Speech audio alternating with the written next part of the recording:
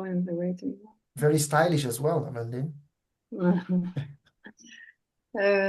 Wait, I'm just trying to have the chat at the same time. Okay, what do you need?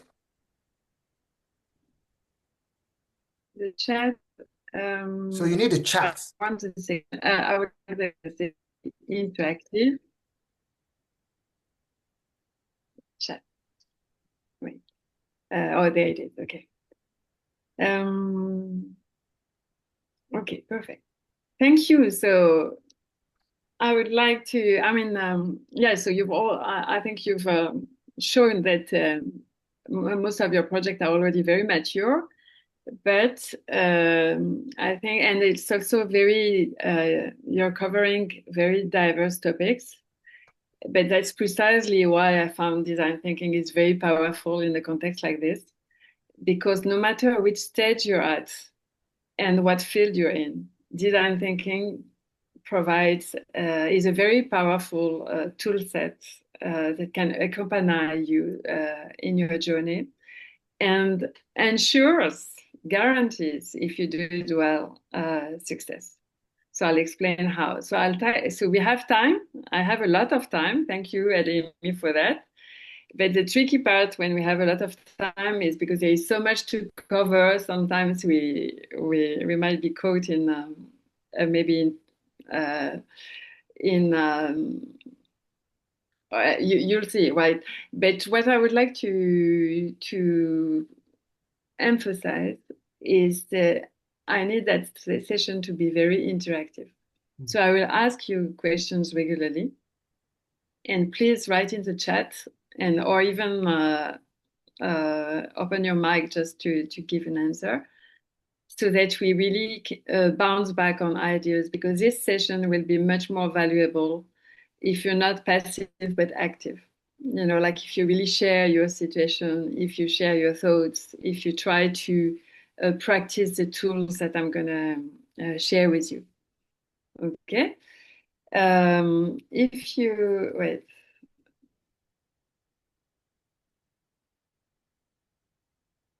So when you think about it, so first of all, why design thinking? If you think about startups, why do you think they fail? I mean, most startups are not. I mean, when they fail, why do you believe they fail?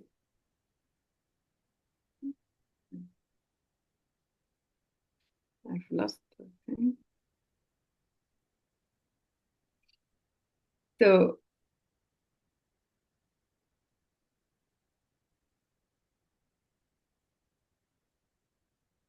are you still here? I've lost. Why did it disappear?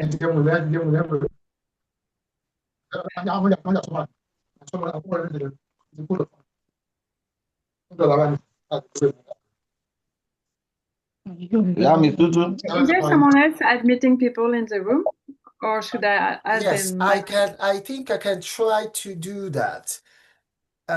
Please mute yourself if you are coming in. Mute yourself, please.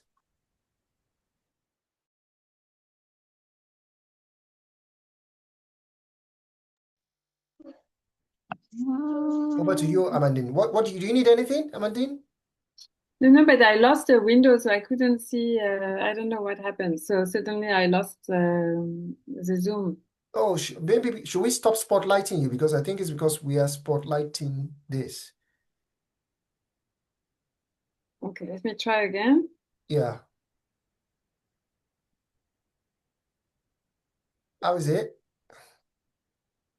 Should we? Yeah, but in my window I don't see the Okay, chat. so Precious, can you remove the spotlight? Maybe the spotlight is the reason why, please.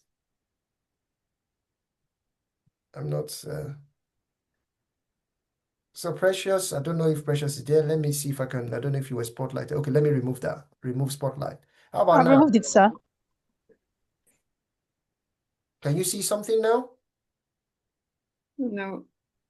No. Okay, maybe it's your computer. Then you can try to Yeah, I don't know minimize. because I had all the windows before and suddenly it disappeared. Okay, so let me continue and just please cut me when there is something in the chat or don't hesitate to actually open your mic and ask a question when you need, right?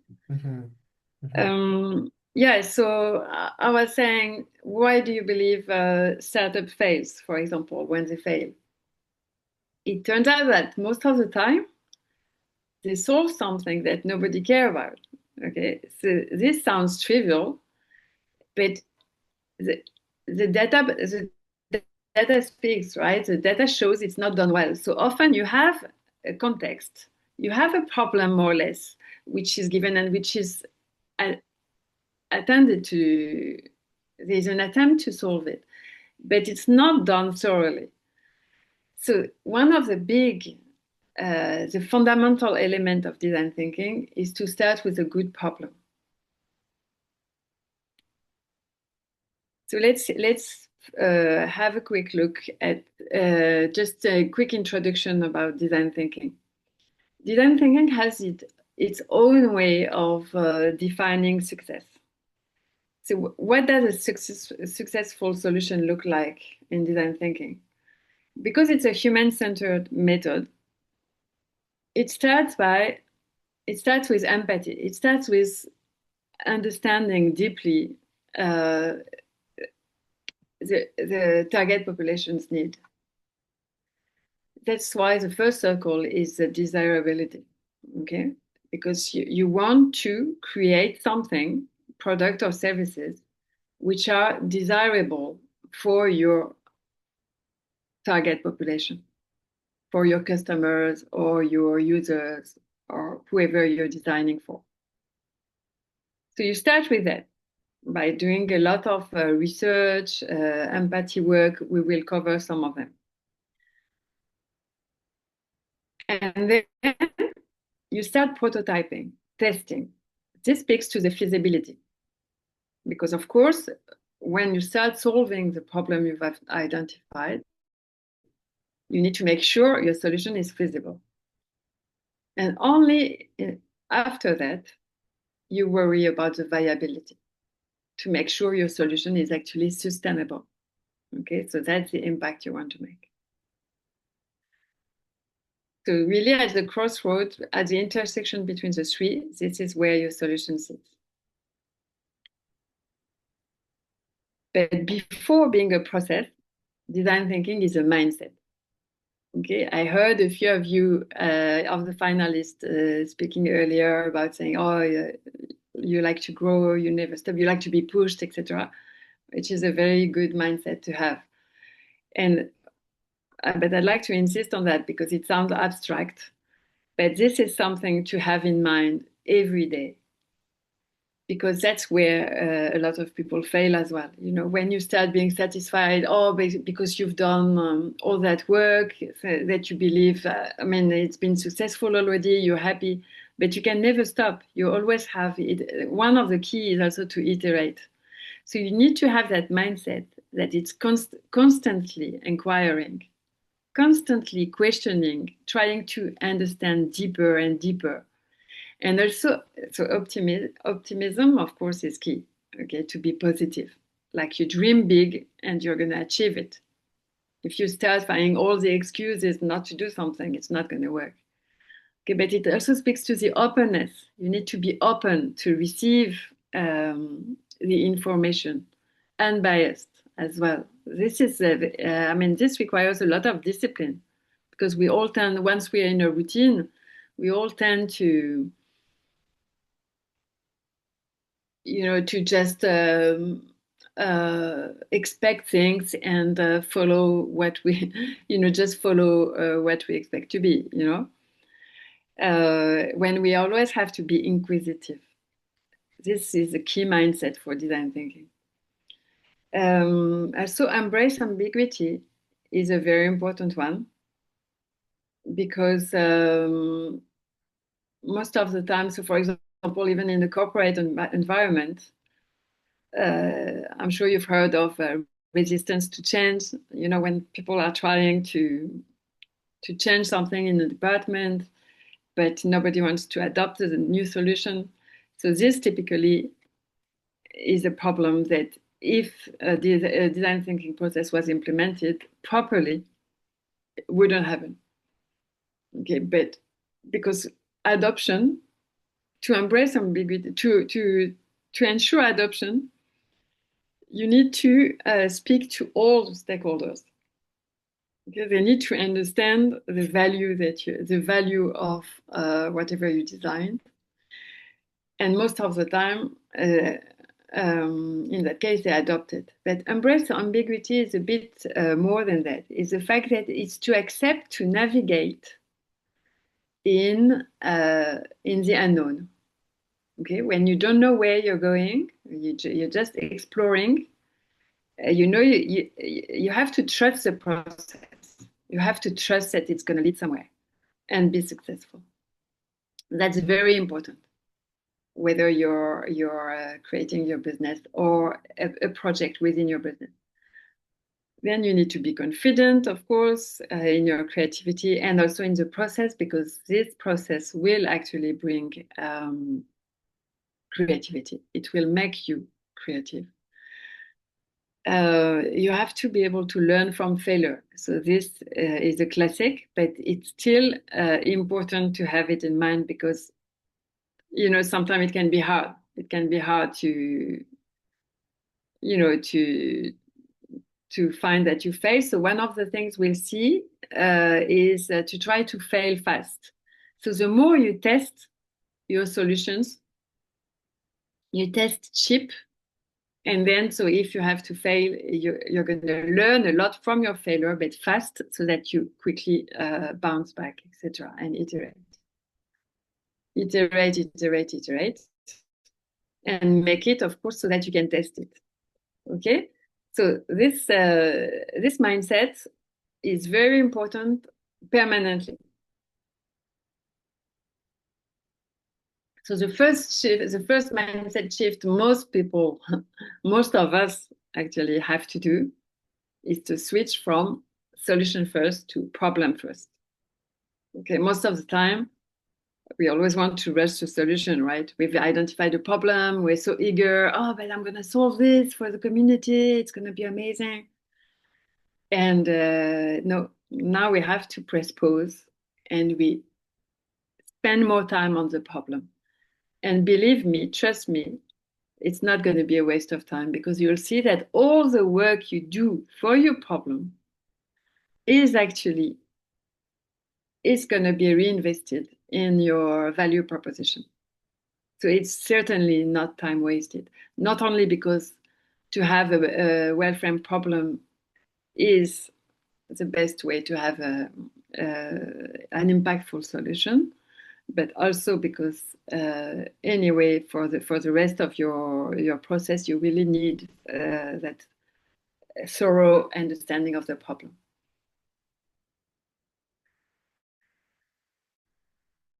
So design thinking, still for the overview before we dive in with problem framing.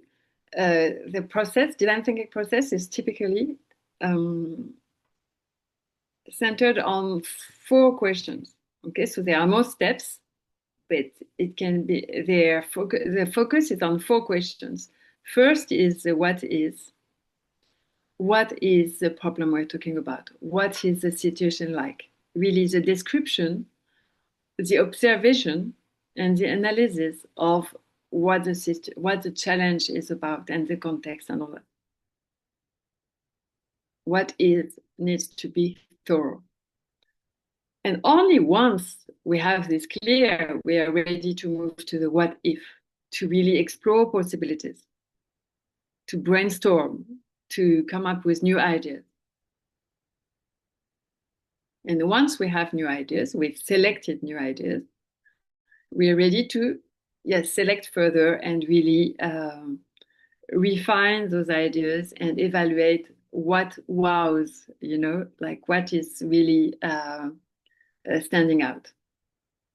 And after that, ready for implementation. What works? Okay, there we test. We build our value proposition, we refine, we create our business model. But bear in mind that the design thinking process is an iterative process. So you constantly move from one step to another. I mean, not constantly, but very regularly, you need to ask yourself, like you see something is not right, okay, maybe to go back to the ways and check if there is something maybe we missed a stakeholder, we missed a type of persona, or maybe there is something we didn't understand really with that persona.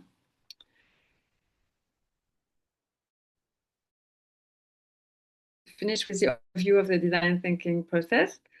It's actually there are different ways to describe the number of steps, but this is one way. So it starts with empathy, to really capture the needs from your target population.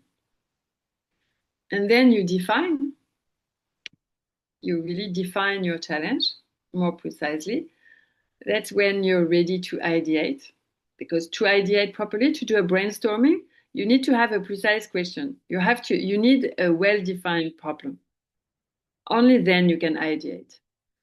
And after ideating, then you select your ideas and you select the one you want to prototype. This prototype is meant to test your ideas so that you can collect feedback, so that you can make sure that your target population you empathized with is actually liking your solution. That's your first draft of the solution. Okay, the purpose of the prototype is to test so that you can collect feedback. And then you're ready to implement. Okay, so these are the main steps. And again, you have to always be ready to iterate. It's not like, oh, this is done, now I move on. Yeah, you move on, but you still have to go back regularly. It's always in progress.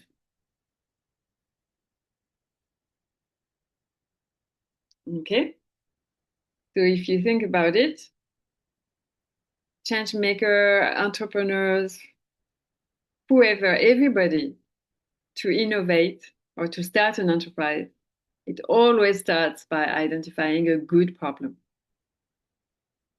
And as Steve Jobs say, it's not the customer's job to know what they want. So whose job is that? It's your job, right? It's your job to know what the customers want.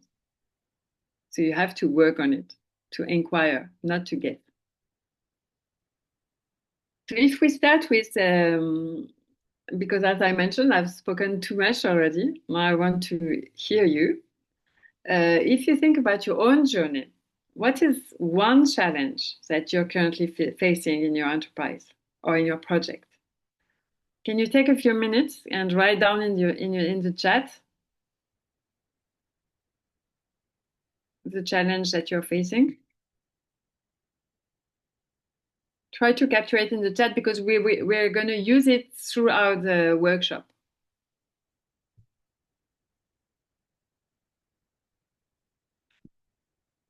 So I need to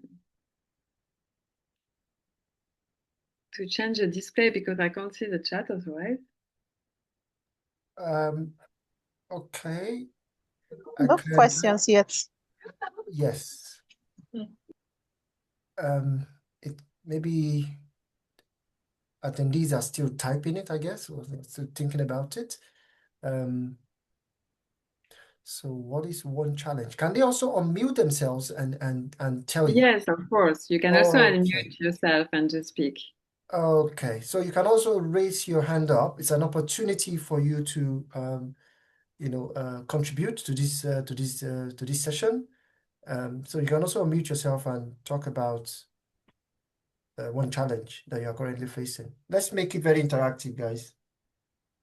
It's a masterclass, so love to hear from you as well. Hear from your respective projects.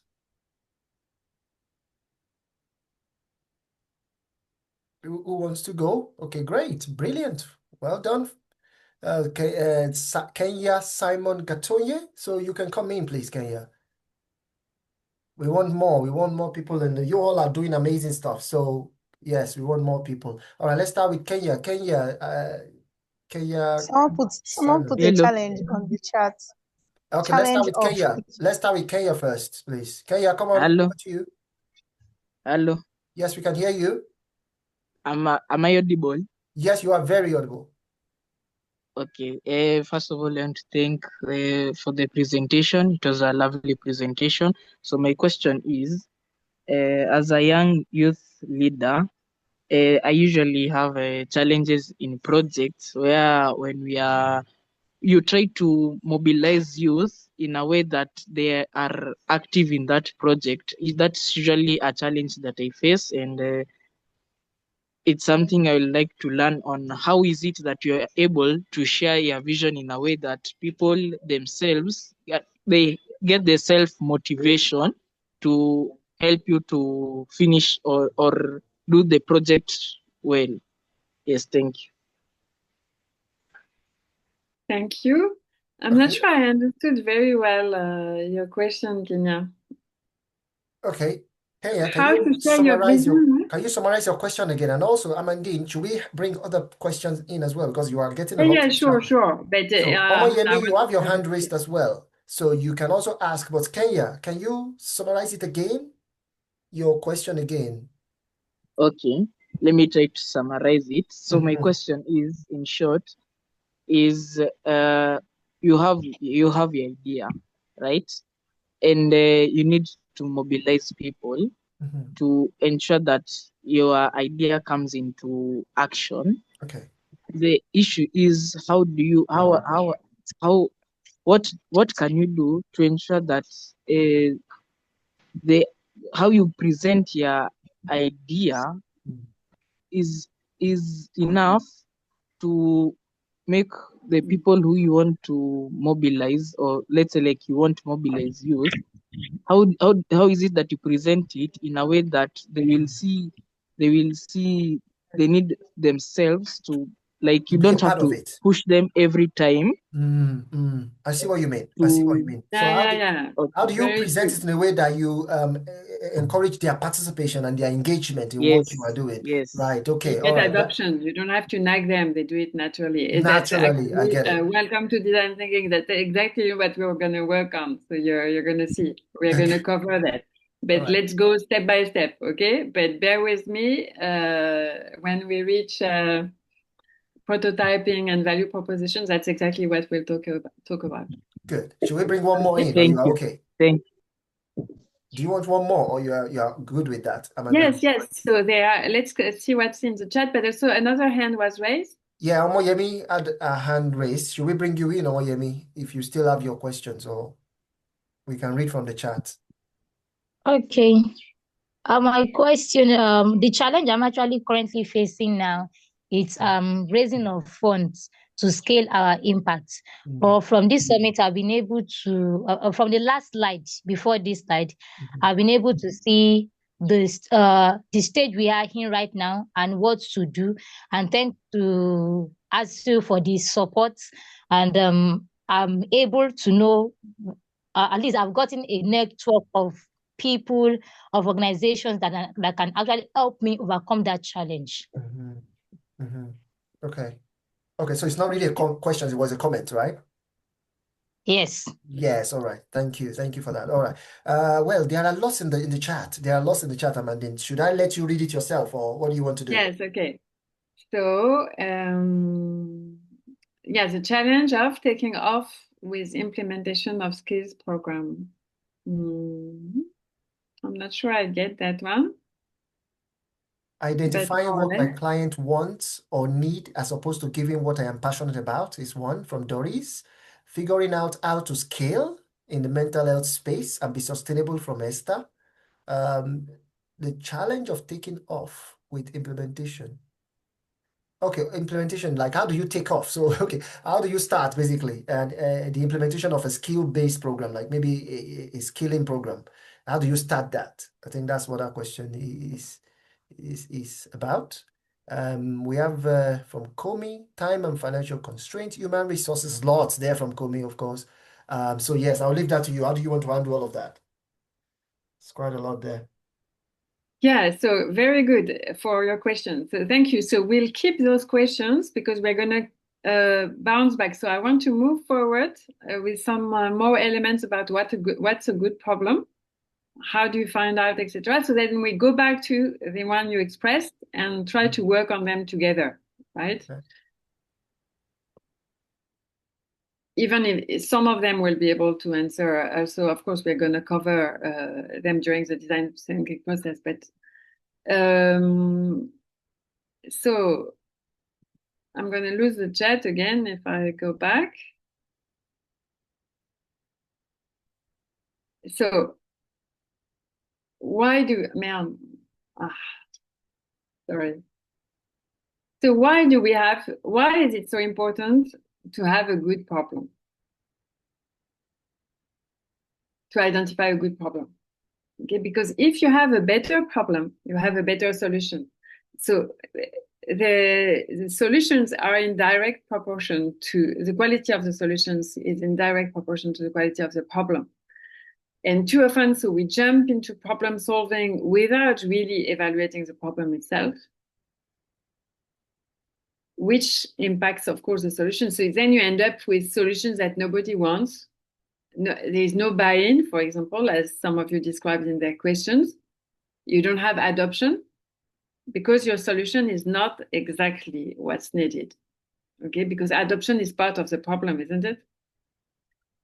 So you need to refocus the question. And each time you refocus the question, it actually changes your perception. It's like having a whole different lens to them.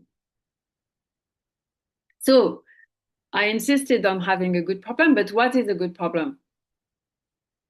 Okay, so here are some first points to try to describe, a first attempt to try to describe a good problem. So a good problem needs to put clear boundaries about what needs to be solved. Okay, so where does your problem start? Where does it stop? Because you can't solve everything at once. If it's too broad, it means you have several problems within your problem. You need to break it down, otherwise you won't be able to really innovate. So that's very important. Okay, clear boundaries. You need to have a very clear objective. Okay, a shared understanding, having captured all your stakeholders, very precise goals. You need to be able to bring clarity. If not, it's probably that the problem is too broad again. Okay, and this is clear. This is key for your creativity. Okay, because it's only once you have something clear objective that you can start ideating and being creative about it. It needs to identify the root cause because you don't want just to address the symptoms. You want to understand, you need a deep understanding of your problem from all perspectives. And why? And so actually it opens up exploration. So that's a fact. It's not a criteria. It's actually a fact that once you have a good problem, it will open up for exploration. Okay, and a good problem also need to allow for proper evaluation of the solutions. Okay, so together with the problem definition, you need to have in mind what a good solution, what will be the characteristics of a good solution? Okay, how will you know whether it's a good solution? So what happens if you don't have a good problem? If you don't have a good problem, you lack direction, you may fail in really addressing the issues that you wanted to solve, and you might not have the impact you wanted to have. Okay, so it may sound like you're almost there, but it's failing. But don't worry, because you can always iterate. So if you realize now that, for example, you're working on a problem which is not spot on, then you can go back, do your work. We're gonna see how and revisit, right? So I would like to take an example. Actually, we can take all your examples, but I thought it would be good maybe to have one or two case studies to work on when needed. So I'd like to share an example of a successful innovation which happened because the problem was very well framed. Okay, I used to actually last year I took M-Pesa. M-Pesa is a very good example. But this one is another very good example. So it's Lumkani in South Africa. So the problem identified, the context was the fact that there were a lot of shack fires in informal settlements that would spread very rapidly, devastative fires. And the traditional smoke detectors were ineffective.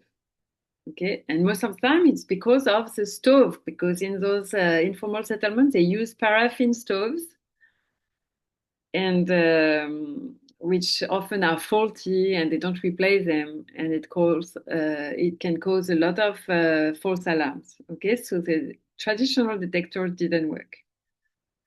Lumkani solved that problem by developing a fire detector, as you can see here, very affordable. That what does it do differently from the traditional smoke detectors is precisely that it doesn't detect smoke. It detects a delta in temperature, okay? Like an unusual increase in temperature instead of smoke. So that was very smart. And the result is that it reduces false alarms. And then they expanded their solution to make sure that actually the devices are networked with radio frequency. So there is a community-wide response. Okay, so very good problem, a very important problem, and very good solution. Was it a good problem? Yeah, so we will see just in a few slides, we will see how to write a good problem to make sure there is a template to help you write a good problem. So we like to write them as a how might we question. So here we could write the problem as a how might we question, how might we detect and stop fires early in dense informal settlements while avoiding false alarms, okay? So that's the problem they identified. And the impact they made is clear. It's still clear. Okay, thousands of devices deployed in South Africa. Drastic reduction of shack fires, and so it's been recognized globally. Okay, very good success. Now let's take another example.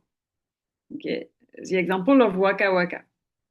They identified the problem of the fact that people in off-grid communities didn't have access to electricity and needed solar products, in short. Okay. How did Waka Waka address that problem? They produced solar-powered lamps and chargers and distributed them widely. Okay, was it a good problem? What do you say? Hmm?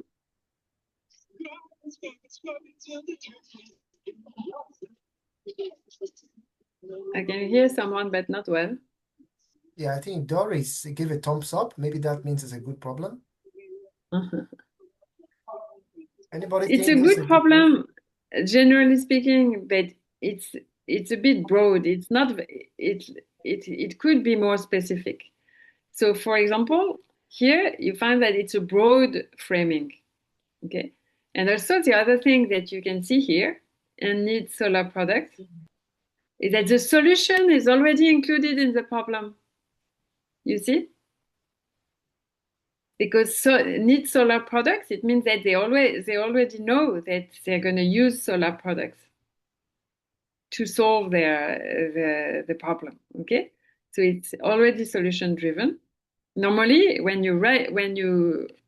it's time to think about your problem, you should really pay attention not to be biased by a solution you have in mind, so that you really open the door to exploration and creativity. Okay, and there is also an implicit assumption there that solar gadgets alone could solve the energy poverty. Okay, so the impact was not the success they wanted, and if they could reinforce their understanding of the needs they would probably do much better. Okay, they didn't, for example, they did not address the affordability of the poorest household.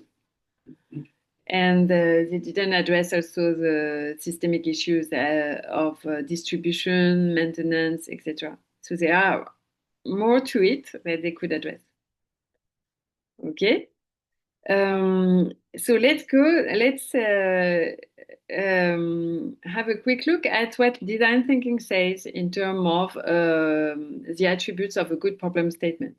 So it's very clearly stated in design thinking, they're like the recipe, whatever you force yourself to write down your problem when you want to start a project or even for your current project, because by the way, this is really good also when you have to pitch, because then you can really state what you're working on and make sure that your pitch aligns to responds to what you're working on, the problem you've identified.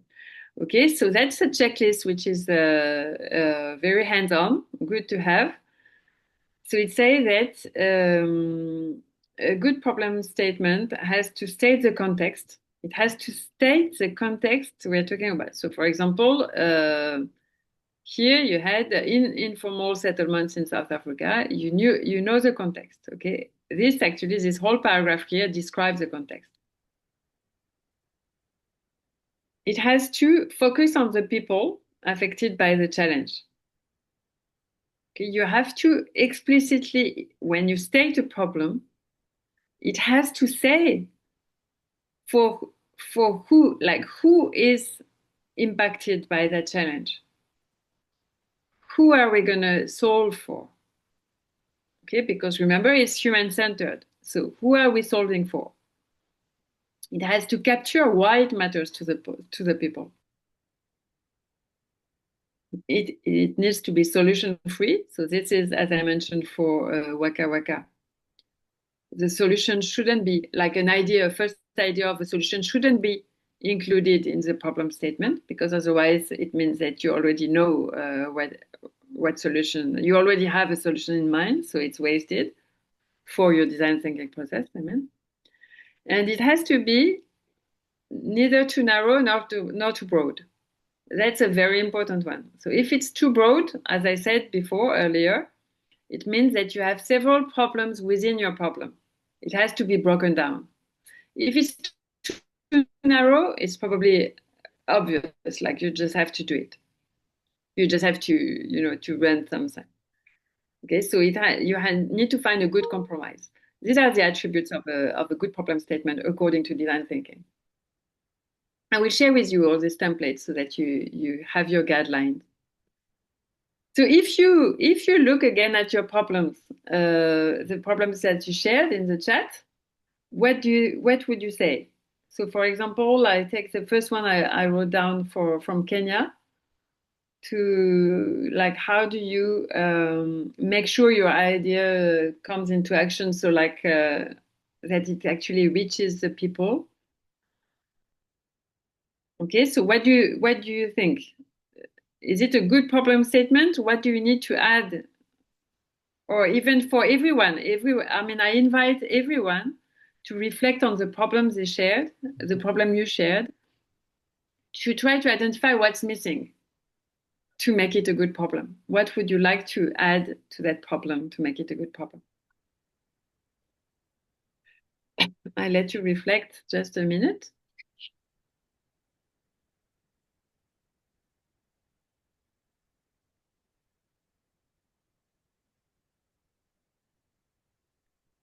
There is a new problem also, Amandine, that was placed on someone, Biaki, was like high interest rates in access to finance, market competition as it concerns pricing, and lack of machinery for increasing production.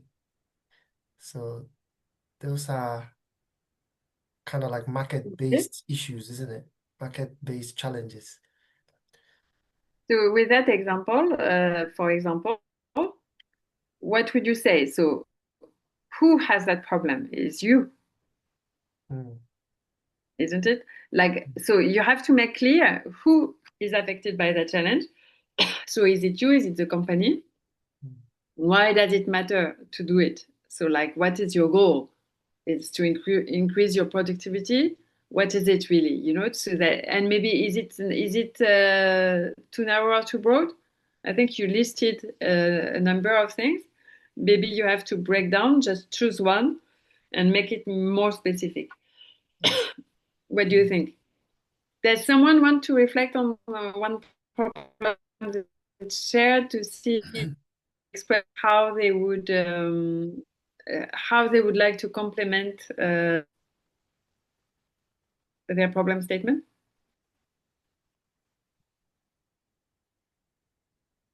So basically, We can move on. Sorry? no, I was gonna say that we have great questions and great problem statements in the chat, but I was just wondering if any of the attendees, if you are interested in reflecting on them using this 5-point framework for you to evaluate a problem. Does anyone in the room want to have a go? Like, is your question context specific? Does it focus on the people affected by the challenge? Does it capture why it matters to the people? Also, is it solution free?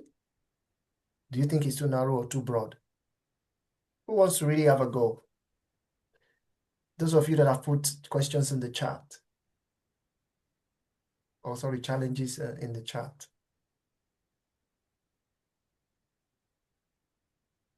For example, there's a good one from Samuel. Tax policy, saying this is a key barrier, especially to MSMEs, making it impossible for them to thrive. And how best can we lobby for a unified tax system? So is that context specific? Do you think it focuses on the people affected by it? I can see yes, because it focuses on MSMEs. So Samuel, do you want to reflect? Or anybody else wants to reflect?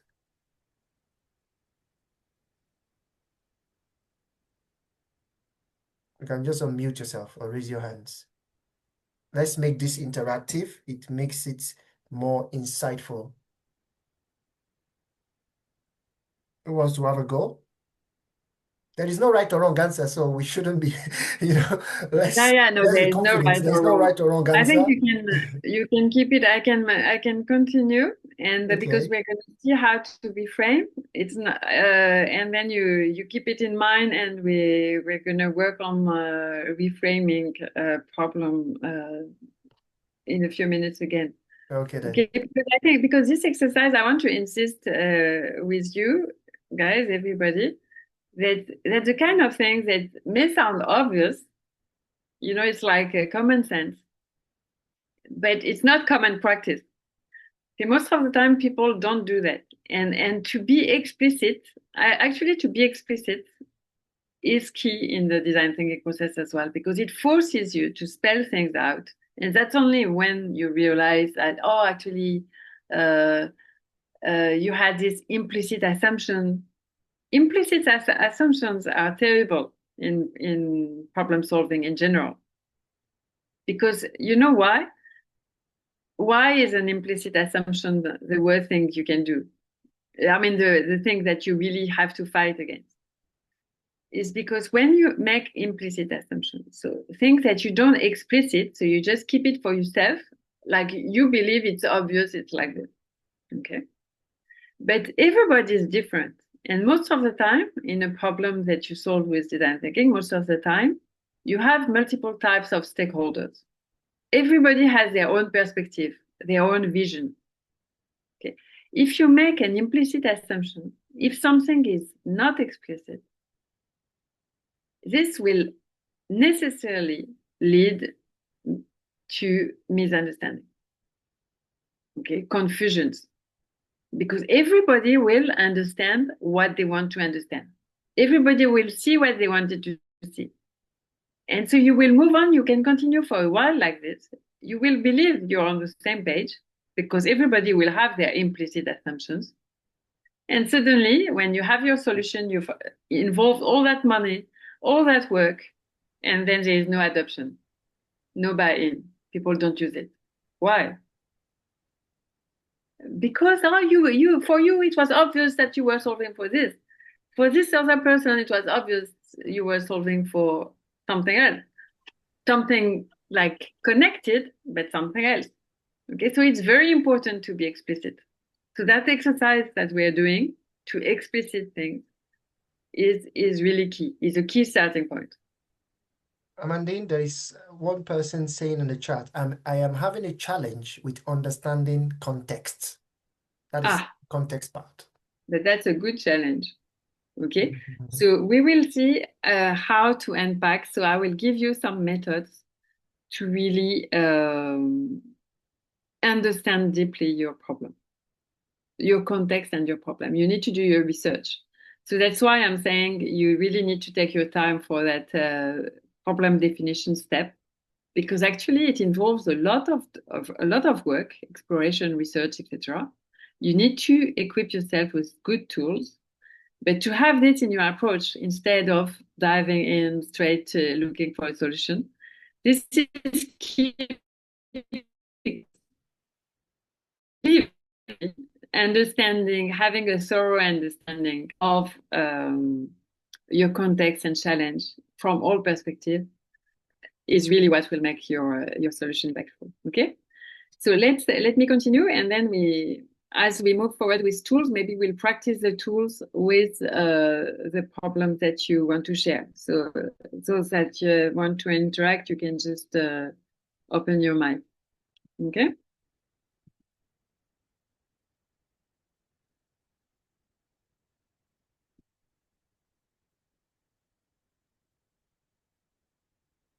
So why framing matters?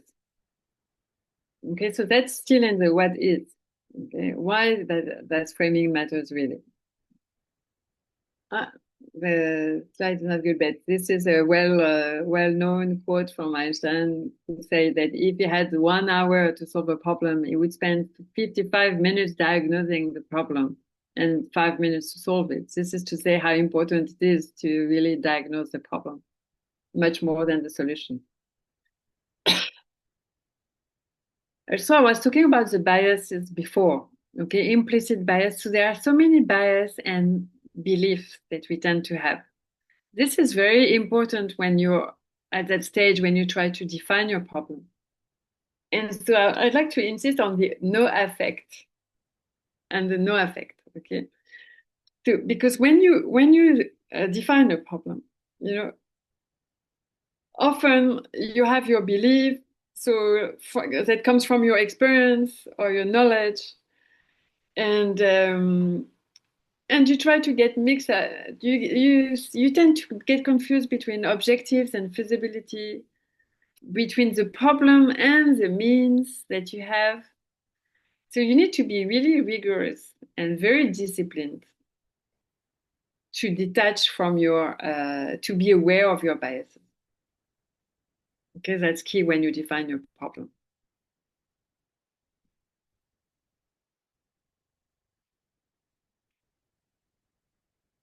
So now we're going to cover the tools. How you're going to define a good problem. If you look at the design thinking process, often we use those diamonds. It's called the diamond graph. Because so it starts by empathizing. So you want to capture the problem from the people you're targeting. And then when you capture for the first time, you need to do your research. The more you research, the more you open up.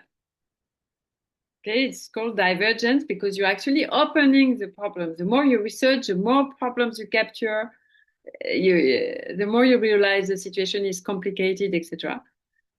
And once you've really covered your exploration, then you're going to converge again in the sense that you're going to choose what you really want to solve.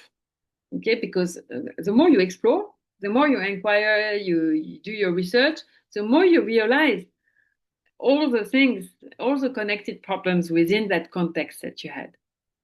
Okay, so then you'll have to pick one. So then you reconverge, and that's where you define your problem statement. Okay, and once you have that very specific problem statement, then you're ready to ideate, to brainstorm. Okay, so this brainstorming is going to make you diverge again. You're going to open up to a lot of ideas. Once you have a lot of ideas, then you're going to select some ideas and converge again so that you can prototype the selected ideas.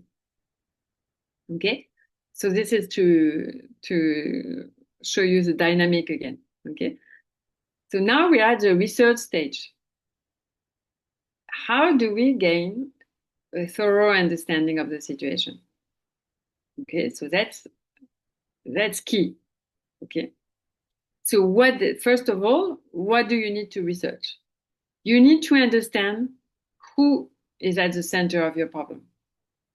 Who are your stakeholders?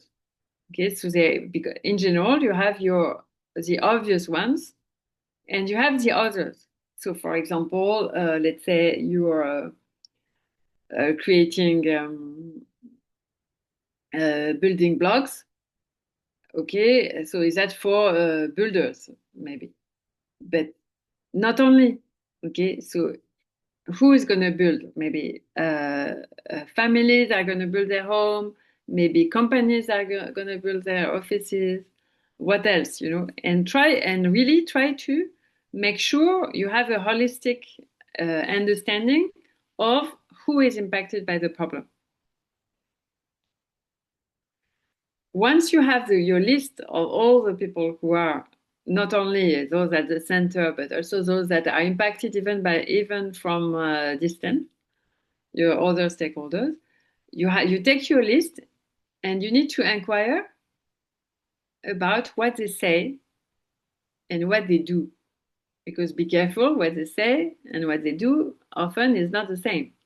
Okay, we may say something and we all say something and fail to do what we say, So you need to observe. You need to interview people, to observe, to do ground research, so that you really understand the pain points, the needs from your customers.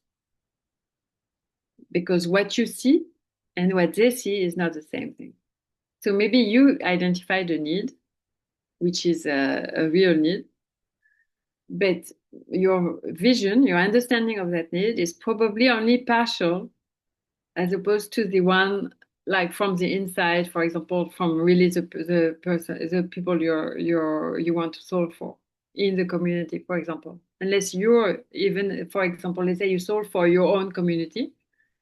Okay, but who's your target? Maybe it's for teenagers. You're not a teenager anymore, so you need to really inquire. You should refrain from believing that because you're from that community, you know what the problem is.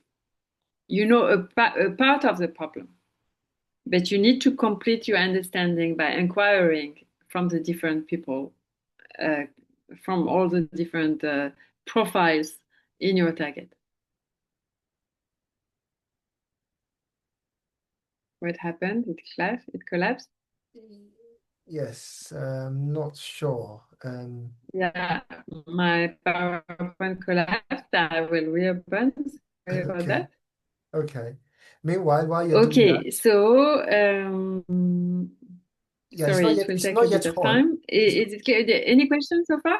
Yes, that's what I was going to read out to you while you try to get your slide up. So there was one from Sabiti Christopher Gift, who is from Uganda. Do you want me to read it, Sabiti, or you can also unmute yourself? We love to. This is an interactive session, so please feel free to participate. But you can also read your question. I can also read it. You can do a thumbs up, whichever you prefer.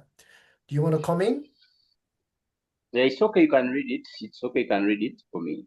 Okay, then. All right. So Sabiti asks the question, how can I authentically combine my personal journey as a bipolar survivor with my professional role as a tour operator at Mileage Africa Safaris, so that I not only invite travelers to experience Uganda, but also create awareness, reduce stigma, and support others facing similar mental health challenges through my work. So how, you get a question, Amandine? It's in the chat. Yeah, very good one. Very good one. So is that a problem statement? Is that an attempt to writing a proper problem statement? Yeah, I would think that's what Yes, he's responding to. Okay, over to you, Yes, Sam. yes, it's good. I'm looking at how I can combine those things at the same way to move together. Because as I am a surveyor for bipolar, I would like to know how we can combine my professionalism as Marriage Africa Safari is my tour company that I'm creating up, but I want to make those move together, whereby I'm not only inviting people to come to experience as my professionalism, but also create awareness as a survivor, so that whereby why have I created the Marriage Africa Safari was because I was looked at as vulnerable, whereby I was not given an opportunity to work somewhere else because of the stigma within the community. But I'm looking forward that through my own company that I have come up with, so that I can give people who are outside there that they are not looked at, maybe they're seen as maybe as vulnerable, or maybe they're not given space to express of what they can do in their life or in the community, and they're left out behind in there, and their life stands up to be nothing. So that's what I want to know, how we can pretty come up with the to move together in your sense. I think I've got my point. So Amandine, I think it's a problem statement. Yes. Yeah. And it's so what do you think, the rest of the audience? What do you think? Is it a good problem statement in the sense that does it satisfy the checklist? Do we have the context? Open to the room.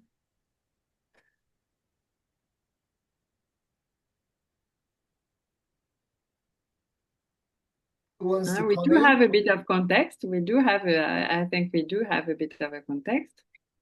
What else? Do we know who's affected by the challenge? Yeah, also, I think it's you personally.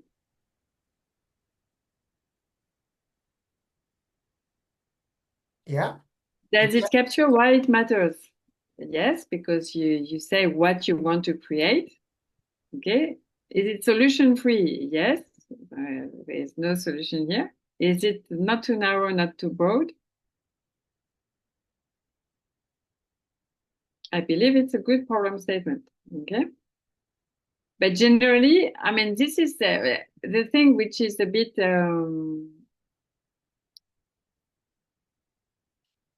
the thing which is a bit tricky here is that it's centered on you. Okay, in general, it's centered to you. The target population is not yourself, right? Here, it's you're trying to solve for yourself, but you Yes. can still use it, because to have a good problem statement is the best way to move forward and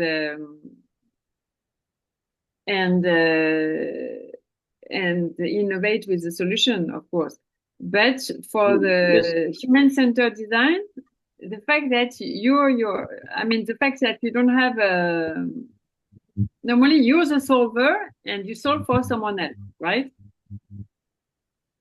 Yes, I get the point. I get the point whereby, okay, it's defining a problem. First of all, I'm not looking at solving it as my own, but from my own experience that I have able to identify a problem in our community that people have not given a chance to talk about. As maybe a survivor, I look at maybe it is affecting a lot of families, or maybe the communities in a wide range. So through my experience that I have been one in that caliber of bipolar, and it's something that is growing daily. That if you're looking at the statistics of bipolar, is coming to it. There's a big shrinking of the dining. There's high volume of people getting to that with main toilets.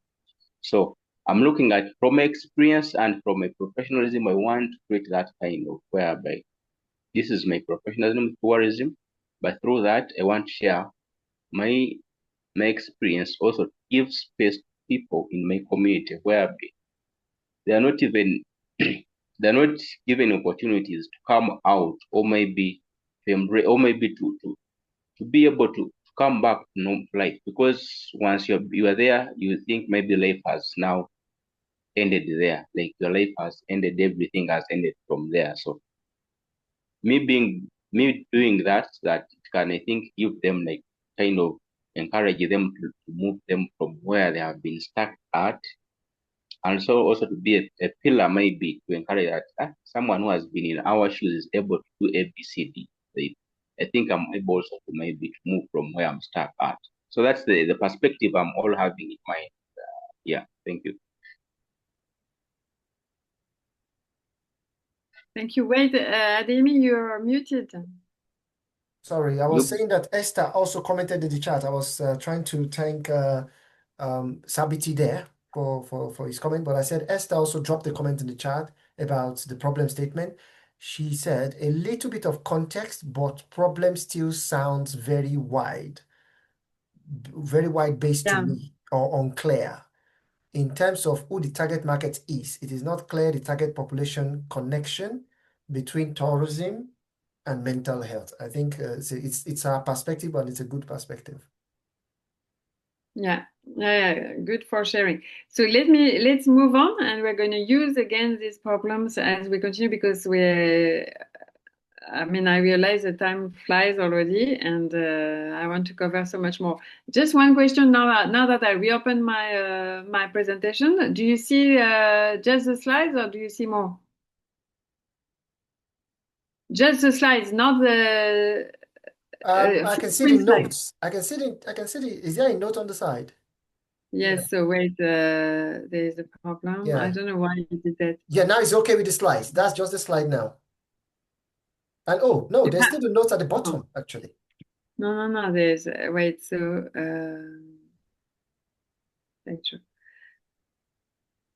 I don't know why it keeps. It's not meant to show the No. Maybe do you want to close the slide and then maybe reshare the slide? I don't know either. Yeah, maybe then reshare. Sorry, I don't know why it's doing that.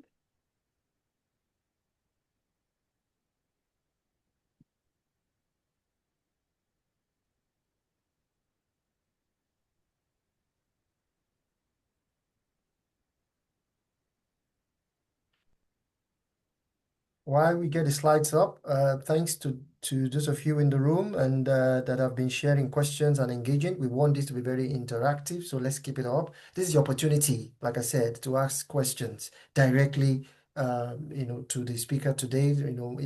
More than, yesterday there was a lot of people in the room, so you probably didn't have much chance, but today is your opportunity to personalize, the session for yourself, ask questions as it relates to your organization. Anything you're struggling with or dealing with, is your chance to get an answer to it. That's why it's called a masterclass, and we want to make it very interactive. Thank you. I don't know why it does.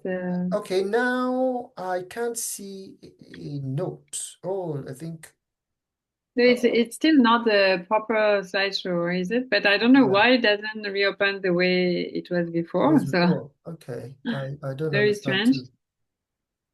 Do you still do you see just a little bit of comments, or do you see just more a than that? little bit of comment on the right, but it's not. I can't understand some of them. This is French, so so it's okay. Is it? Yes, this time, yeah. No, but it's not supposed to. But don't pay attention to the right. Let's focus on the right. I don't know why it doesn't work. So where were we? Framing, I think. Yeah.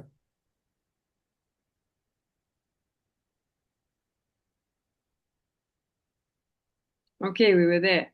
Right. Yeah. Okay, so very important to explore the problem from all perspectives. Okay, all your stakeholders. So very often that's what people fail to do. Okay, you just focus on one, or even worse, you believe that you know what the problem is and you don't inquire from others. It's very important to actually inquire and interview people and do your research from all your stakeholders' perspective. Okay, and so for that, as I said, I suggest you start by asking yourself, who are your stakeholders? So here is a template, for example. So who are the stakeholders impacted? So anyone who is impacted by your problem.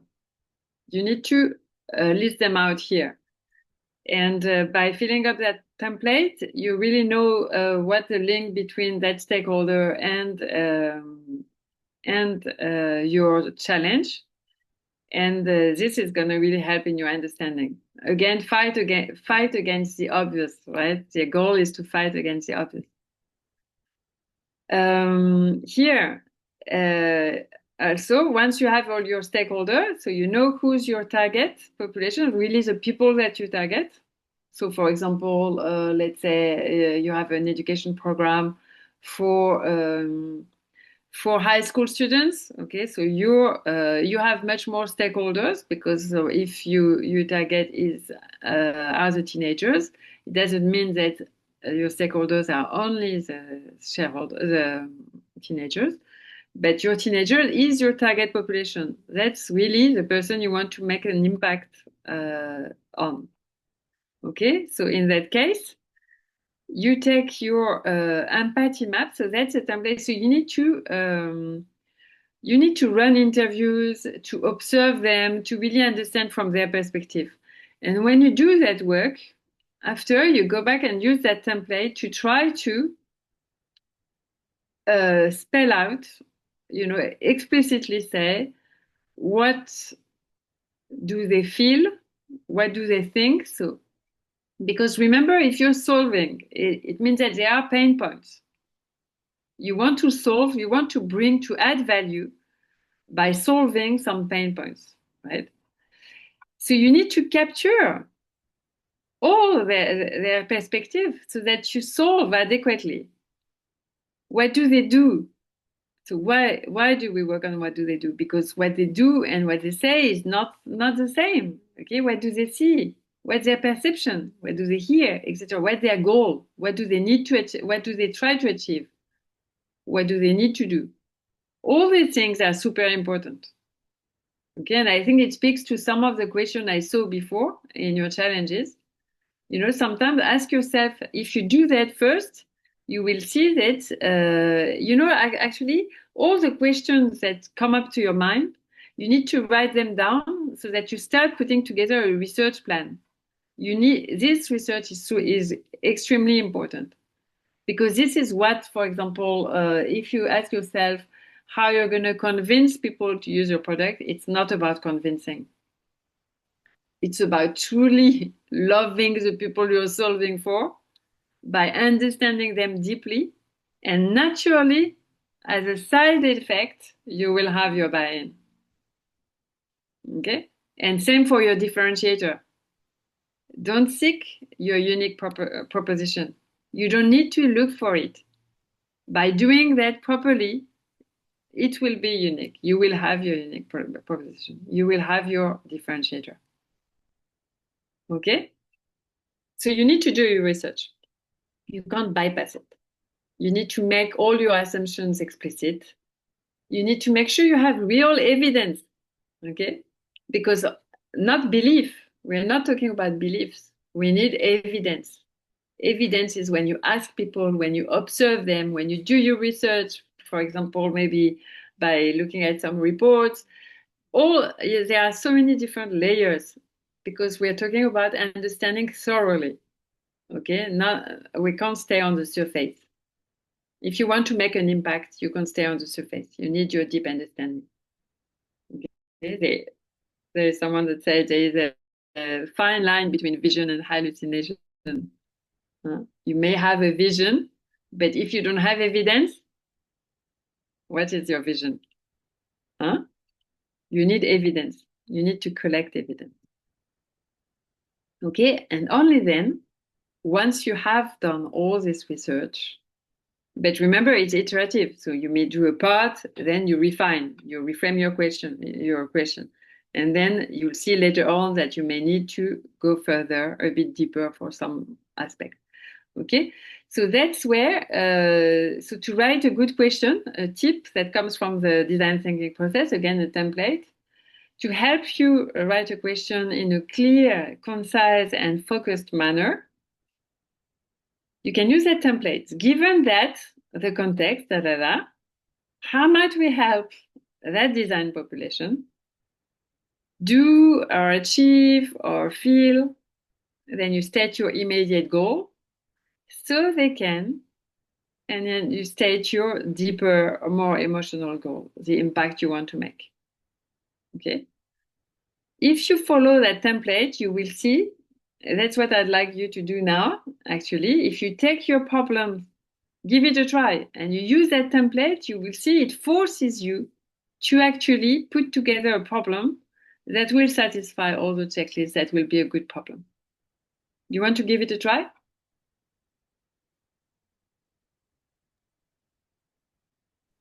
Otherwise, I'll continue because there is so much I want to cover. Yeah. But really, I insist. I think the thing is that a lot of you shared challenges that you have as a person in your company. I think you need to shift by embodying your company. And as a company, what are you trying to solve?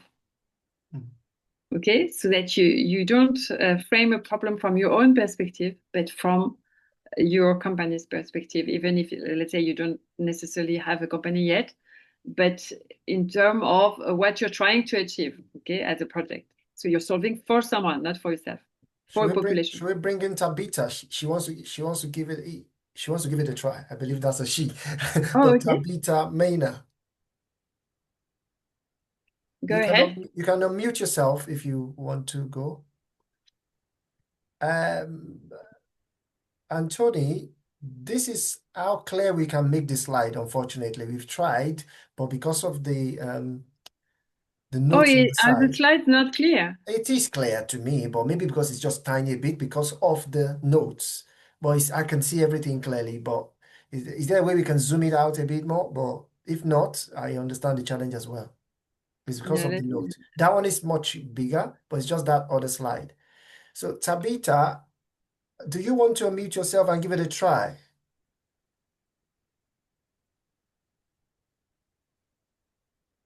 Maybe you are struggling. Hello. Oh, good. Are you here now? Hello. Yes. Is that Sabiti again? I'm talking to Tabitha, I think. Yeah, Sabit. No, not Sabiti, right? So it was how do you pronounce that? It was so in the chat, I think it was Tabitha Maina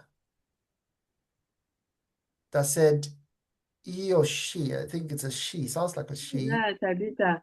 Would like to give it a try. So go ahead, Tabitha. And are my slides in full screen now? Oh, that's actually full screen now. Yes, it is. It is. Yes, great. Oh, Thank yeah. you. Anthony said it's clear now. Tabitha, go ahead because we have a bit of ground to cover. Okay, I think that Peter's network has locked that out. Okay, she's not here now. So maybe she's having network issues. I think we should just go ahead, please. Okay, so but I'll let you anyway. You'll have to do your work, but let's say, okay, so you actually try to reframe your challenge by using that template, and then you check again and against the checklist and make sure everything is covered. It satisfies all the points of the checklist. What happens if not? If not, if you've tried to write it like this and yet all the points of the checklist are not satisfied, you need to reframe it. Remember, you iterate. Okay? So, to reframe, we have tools, luckily, techniques, because it's always too easy to fool yourself. Huh? Our minds are very well done for that. We can always fool ourselves and believe that it's fine like this, right? So there are a lot of techniques which are like games to play to help you reframe a problem if it's not completely right yet. Well, there is the immersion, so this is more like doing your research. There is the 5 W's. Okay, that's perfect to get all the information you need to have. The 5 whys, so that's great to get to the root cause of the problem. Another method which is really good is to frame the problem from another's point of view. So you choose a persona, or another one's called the Martian. So imagine you come from Mars, so you don't have any a priori. You don't know how things happen at all. So you ask very naive questions, for example. And naive questions are the best when it comes to framing a problem. You can actually play it with each other, with people from another business, for example. Try to play those games, to reframe, to ask naive questions to each other, so that it will force you to explicit a number of information. Another method is to take the problem's counterpart. So that's, for example, the angel's advocate. Okay, when you say, for example, when you try to revisit all admitted principles. So, for example, oh, you failed metric? That's actually good. You'll have 1 more year to study. And what difference will it make when you'll be 60, whether you had your metric at 60 or 61? So this change of perspective is really good, because it helps you diverging. Okay, so we can play one of the methods. So let's say, so for example, the 5 W's, it's about asking who, what, when, where, and why to each question. So for example, who does the problem affect? What are the boundaries? What is the impact you're trying to make? No, what is the impact of the issue you've identified? Sorry, we're not solving yet. We're not solving yet. When does the issue occur? When does it need to be fixed? Why is it important that we fix the problem? Okay, if you ask all these questions and you answer them, normally you have your complete understanding of the problem. Another one, a very irritating one. It sounds like when you're talking with a child, and they ask why all the time. Okay, every time you answer and they ask why again, and why, but why? Irritating, but that's very good. It forces you to really reveal all your hidden objectives, all the objectives that you tend to take for obvious. It forces you to explicit them. Would you like to give it a try on one of the problem? You will see it's really fun to play. Does anyone want to give it a go for your problem? So for example, let's take a problem. You're not interacting enough, huh? I'm the one who would be quiet, who should be quiet, because it's very late my side, right? Yeah. But you could be awake. I'm sure. So, I can see Samuel saying something in the chat, very insightful. But does anybody want to try with their question? I'm trying to look in the chat for a question we could play. Yeah, we've already heard from Sabiti. Maybe we should hear from someone else. But maybe, for example, Kenya, are you here? I think Kenya is having network No, but issues. that was also your problem. So let's try to take a problem from a company perspective. Like somebody is drawing. Okay. How is that possible? Yeah, I don't know. I think they can annotate. I mean, Yes. I think this can annotate on the screen. Please, can you, whoever annotated on the screen, please, can you take that down, please? And so that But for example, we can even do that for an existing. So for example, one of the finalists, if you're here, for example, Moby, if yeah, you would I like think we to, have Moby here. if we take your problem, for example, let's play the, Yes. Are you here? So let's play one of your, for example, can you explain quickly what problem you're trying to solve? I'm And solving maybe it. try to make it as a how might we question. Okay. For example, the problem you're solving for Moby, can you express it in one sentence? I'm solving a sustainable problem where I save the environment from textile waste. So I have a project I'm working with. I call it Young Star Initiative, where I train young people between the ages of 8 to 16 how to make accessories and clothing using upcycling techniques, because we notice that most brands more mainly in countries none of this focus to bring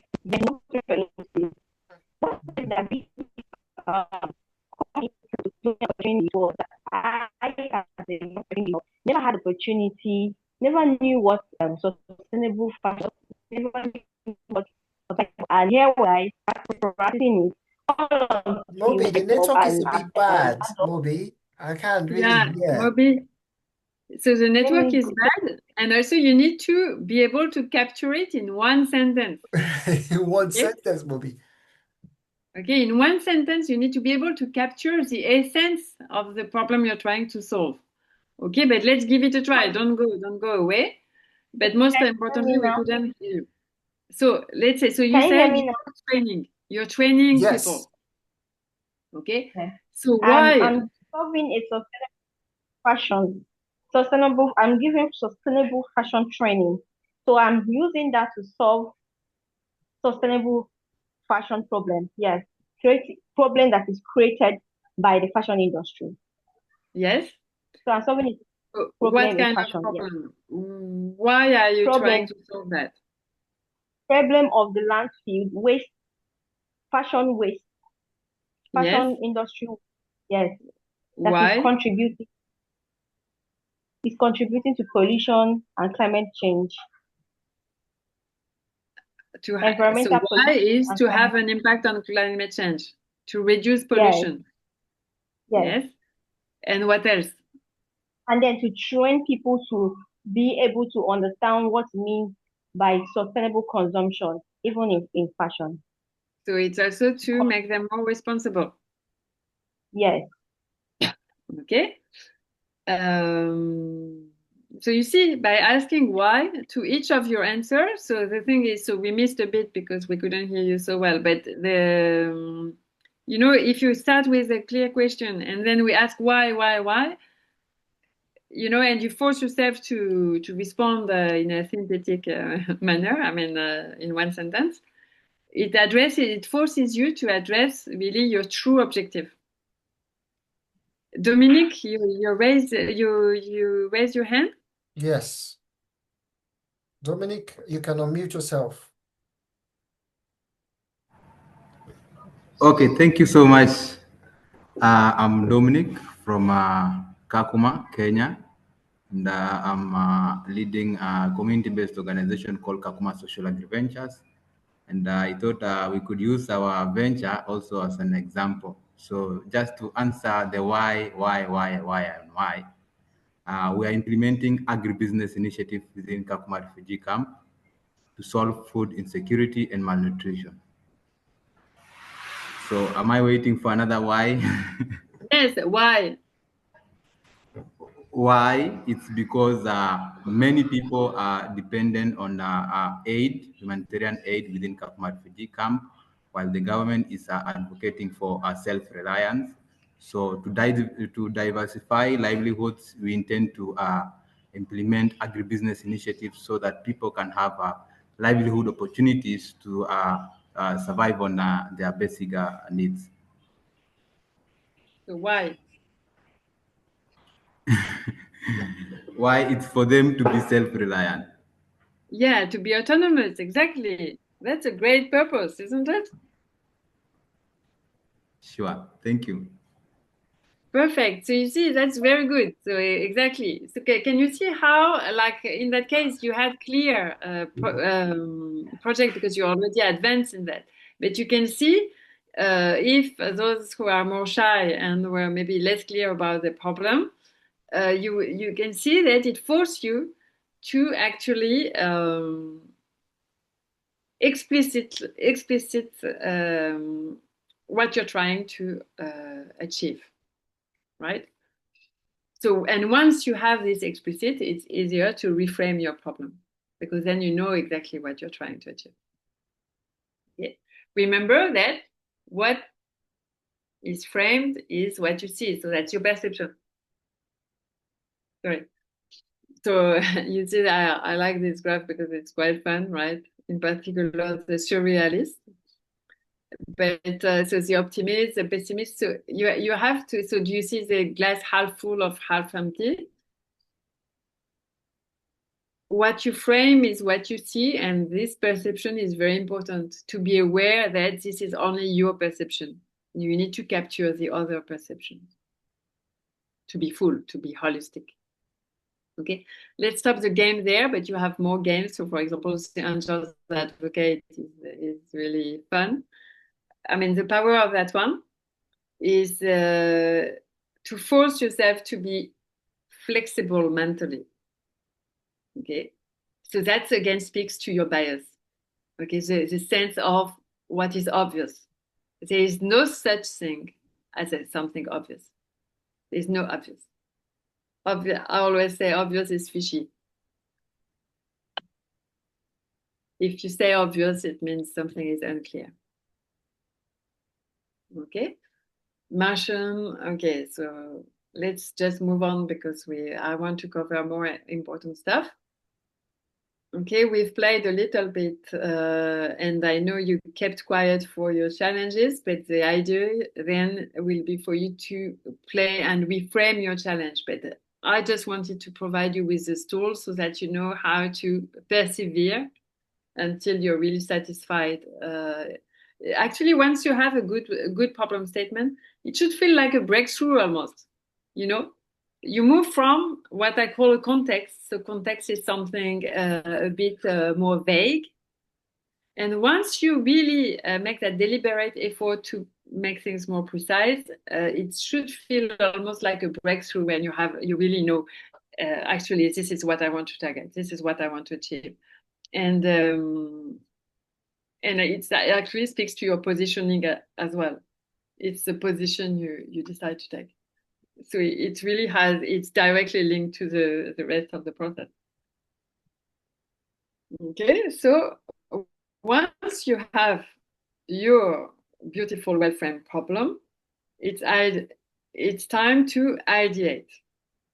Okay, do you brainstorm? Have you already tried different techniques for brainstorming?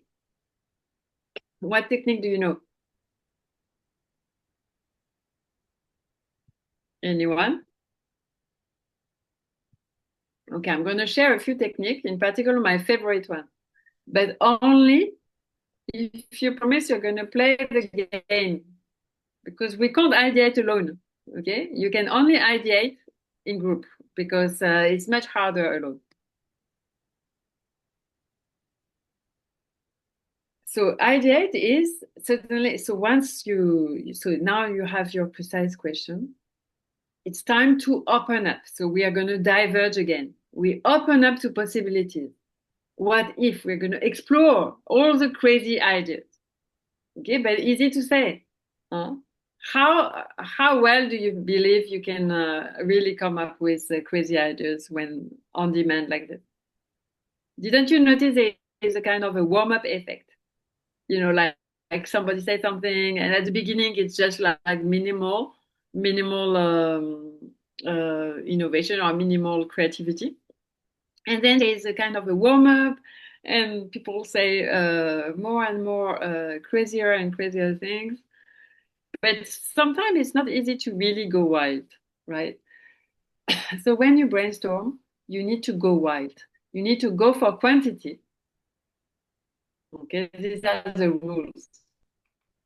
You need to go for quantity. That's the most important one. You need to encourage wild ideas. Okay, the goal is to go wild. It's not to filter. Remember, we're opening. We're diverging. Okay, so the goal of the ideation is to explore. So you don't want to filter. So defer judgment.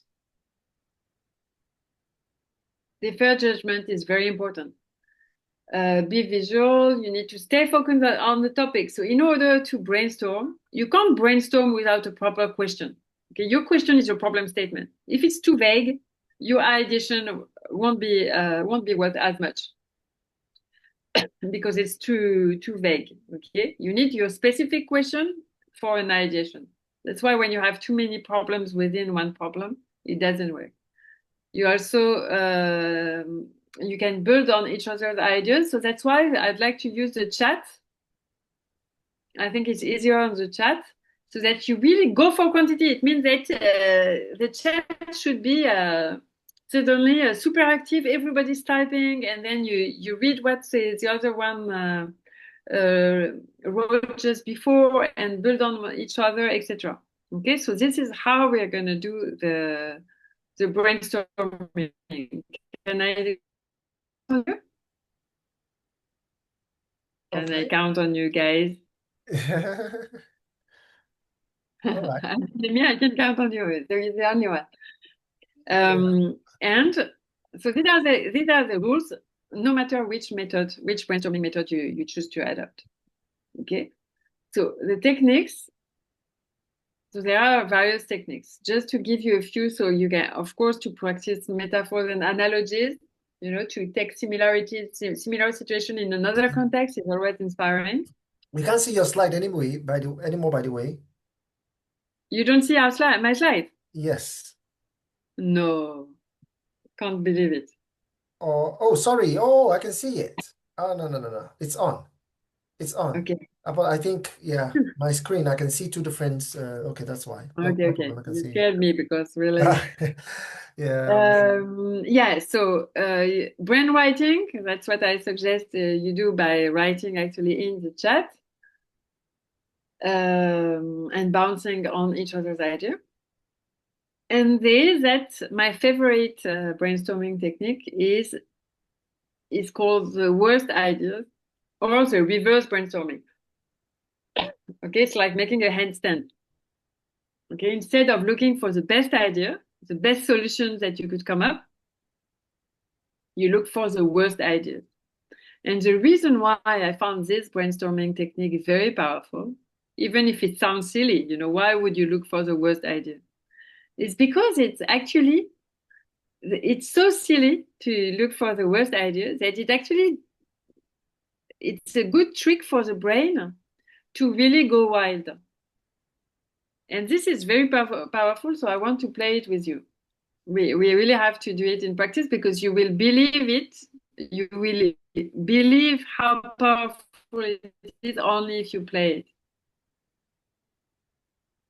So let's take a problem. Okay, let me explain exactly how it works. That's reverse brainstorming. So you have your problem. We need to choose one. Okay. Then we need to reverse that problem because you look for the opposite. Okay, you need to look for the worst ideas. It means that you look for the opposite of the problem. And then you're going to generate ideas, evaluate the best ideas, and then reverse the selected idea. Because in that case, you're going to generate the worst ideas. And then you're going to select the worst of the worst. And only then we're going to reverse those worst ideas, and you'll see that there are systematically excellent ideas. Okay, so which problem are we taking? So if there is no good problem to work on, if nobody wants to share their problem, I suggest we take maybe Waka Waka, for example, or even more. Yeah, let's take Waka Waka. No, Biyaki. Or unless you have a proper. Sorry. There is Biyaki in the chat. Let me try answering the why. Oh no. Okay, I think Biyaki was answering the whys. So you're talking about a different thing now. Ah yes. But do you have Biyaki, do you have a problem you want to use for brainstorming? Do you have a well-framed problem you want to use for brainstorming?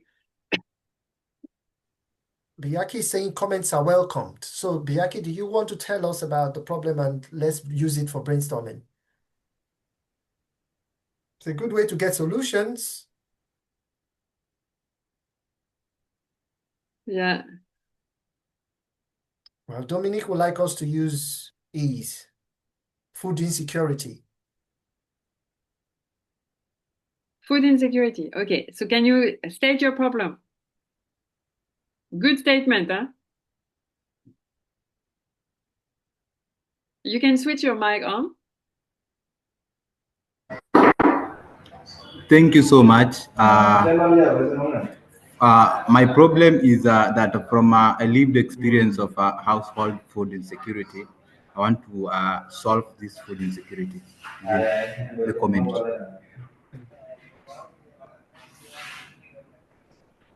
But can you be more specific? In which context? What is the problem? What is the insecurity? Yes, these are through the social and economical factors, because here people are living in below the poverty line. Therefore, they are not able to access basic food materials. And also because it's an arid area, such agricultural farming practices is a bit, it's not there, therefore affecting the food system. Yeah, so I want to promote contributing to the food systems of through production. Yeah, through production. So can you try your how might we equation? Can you try to phrase it as a how might we equation? You know where the template I gave before. I didn't get your question clear. Why? Can you state your problem using that template? Given that, how much we have? Okay, thank you. So, given that we are in an arid area, we're in Kakuma refugee camp within Kenya, it hosts more than 300,000 refugees who are dependent on the humanitarian aid.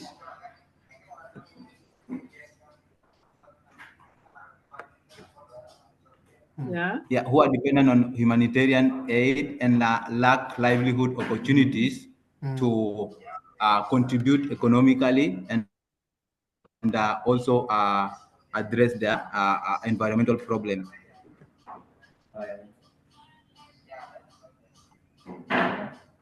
So what are you trying to achieve?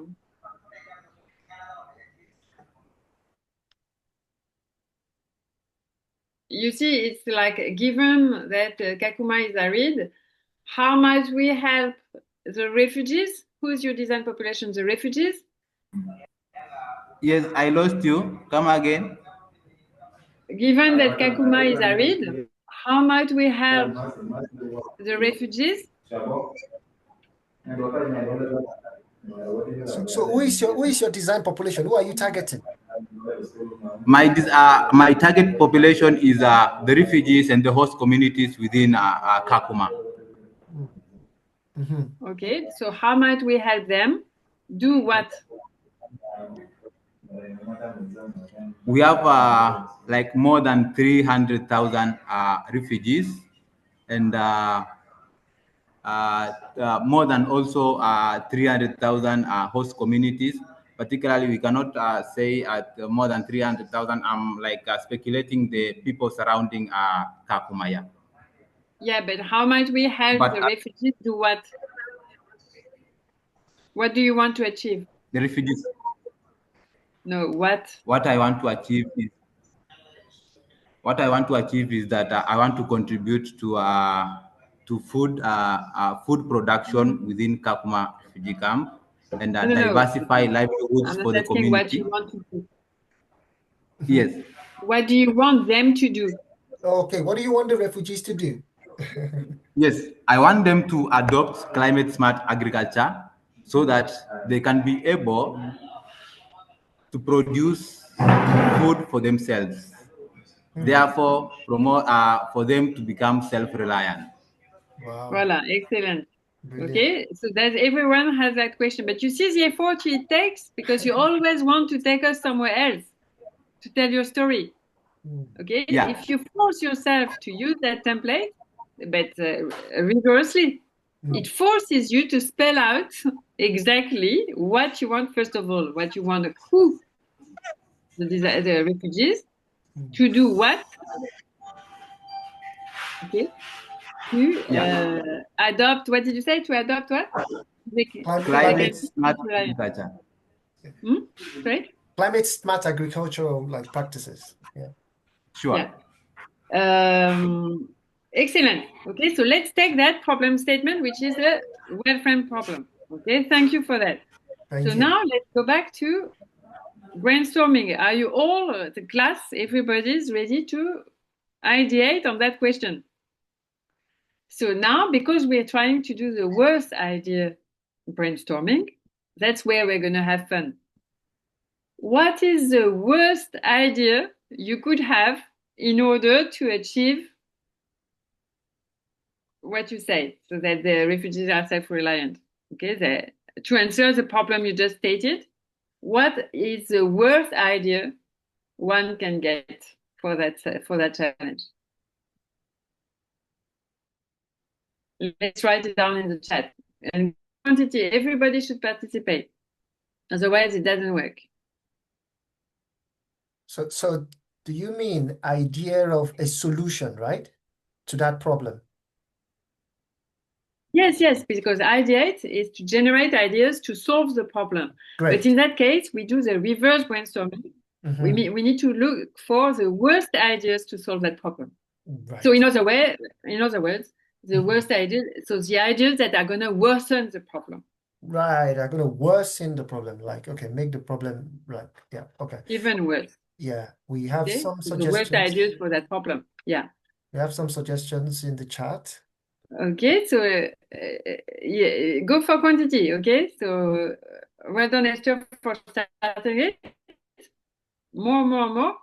We want more. Yeah. Okay. Duncan, we can see from Ambarine, we can see from Esther. We can see from Ambarine again.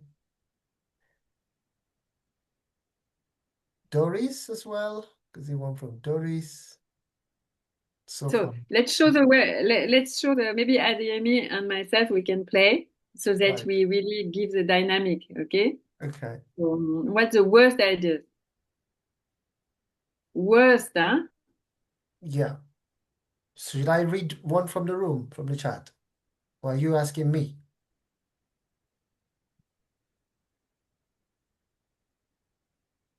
Can you hear me, Amandine?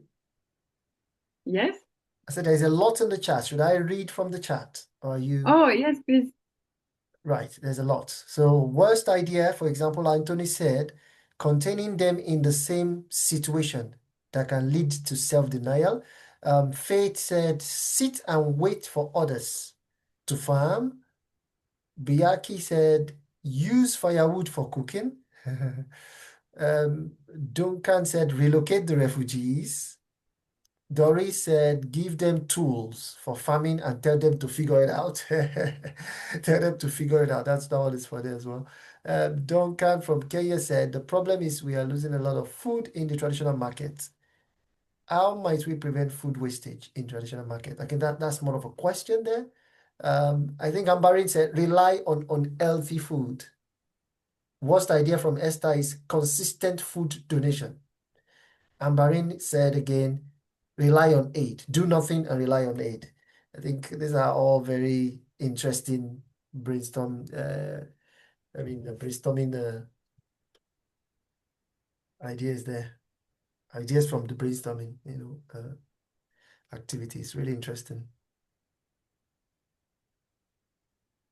Okay, very good. More. Oh, you still want more? Yes. Everybody should give 20 ideas. Wow. Okay, brainstorming, you have to go really share a lot. Go crazy, like don't filter. Let me think. Maybe you can build up on some of the ideas. Maybe it will inspire more. Yeah, send the refugees away. Okay. There is a high number of youth battling with bipolar, and if you left out, hence high medical expenses on drugs. Invest in food storage. Force government, yeah, for the policy to stop refugees coming over.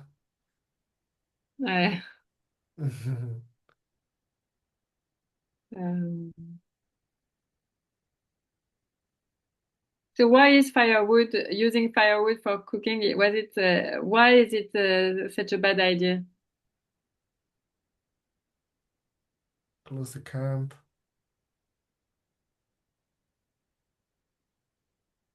I guess it's the health implications of that, isn't it? I mean, they're using the firewood one. I think I don't know what was it Esther that said that, or who said that actually? I think it was Biyaki. I don't know why Biyaki said that, but I would say maybe the health implications. I mean, people do use this in the some village parts of African countries, but is the health from the smoke? Is the danger as well? Fire hazard that could be The caused, camp. There are lots of issues. Ambarin, what do you want to come say, in? Ambarin? Yeah, I just wanted to contribute to one thing. Like, we are talking about different solutions, but whether we have asked enough whys, why the refugees are not getting self-sufficient, like, so again, what are the reasons? If you dig deeper into whys that is happening and for how long, maybe diverse idea generation could be very different. Or you mean if the problem statement was more refined? I'm saying if in the problem statement, if there's a problem statement, but the problem statement doesn't go deeper into talking about, so what are the reasons contributing to? So is the refugees the problem, or were there any alternate solutions tried? How long, that sort of a thing. So why that is a problem now? Or like if it has been a recurring problem, has any alternatives been tried? Were there any solutions? Those sort of going deeper into those whys would help in refining the problem statement, going deeper into identifying the problem and generating the solutions. Yes, very good. Very good remark. Thank you. So it's clear that, so we go back to that remark at the beginning that I made, is that the solution you come up with is in direct proportion to the quality of the problem you had. Okay, so we went a bit fast by putting together a question so that we could run the exercise. But that's exactly where you see the limits. Okay, because it's true that the way it's framed, the problem at the moment, it's all about being self-reliant, okay, autonomous. It's all about that. So the problem states the dependence, the fact that the refugees depend on humanitarian aid, and that you want them to be self-reliant, okay, which is a good goal. But is that all? Is there a deeper goal? Okay, so it's right. It's true that the deeper you go, for example, by interviewing the refugees and so your other target, because you mentioned several ones, to really understand from their perspective what is the problem there. and then you obtain a more refined problem, which is much better to brainstorm. Okay, but if we just pursue the exercise just so that you know how it works, because I'd like to move on to the rest, but it's true that it needs to be refined further, and after, from the brainstorming of your worst ideas, you need to select the worst of the worst. Which one do you find as the worst? So is that a starvation? I don't know. Which one are you voting? So you need to select. So which one do you find as the worst? You vote. It's time for you to vote. So Amandine says, close the camp. I just read one from Esther again. Do not leave everyone to starve and die. Yeah, to starve and die. That is Leave everyone so that. So funny. that's worst of the worst.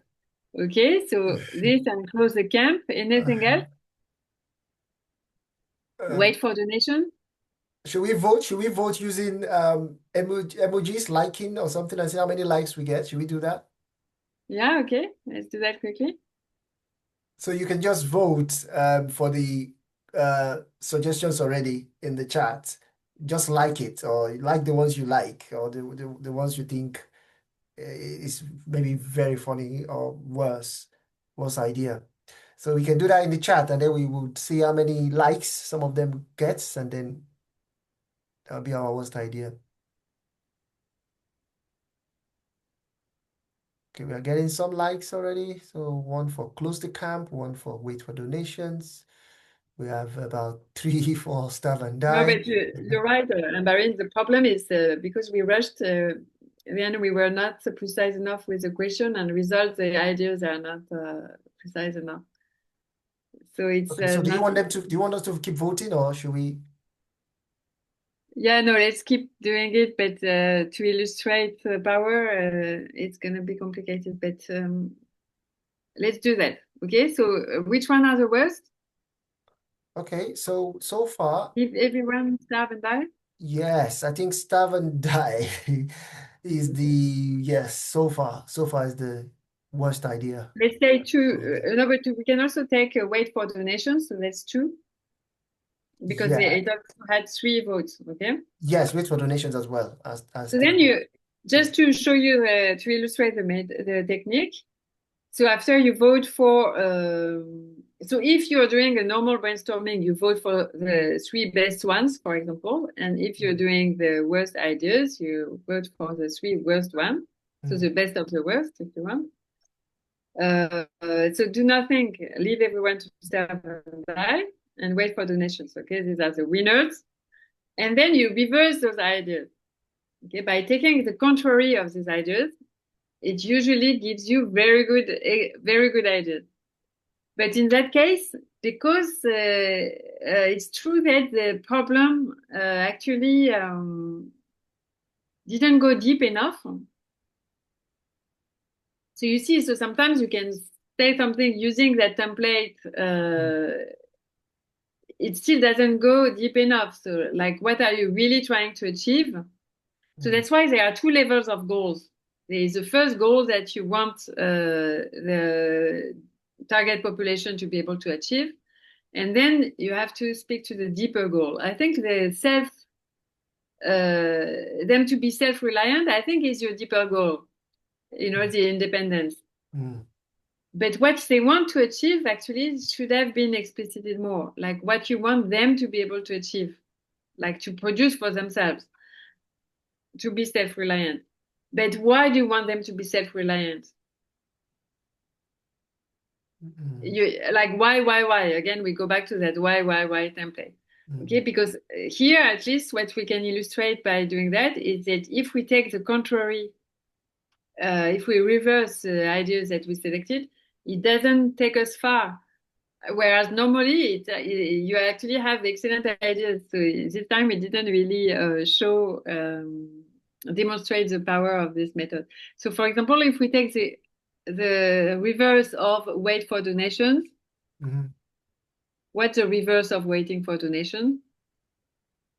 It's not needing donation, not waiting for donation, so not needing donation, right? So not needing donation What does it mean?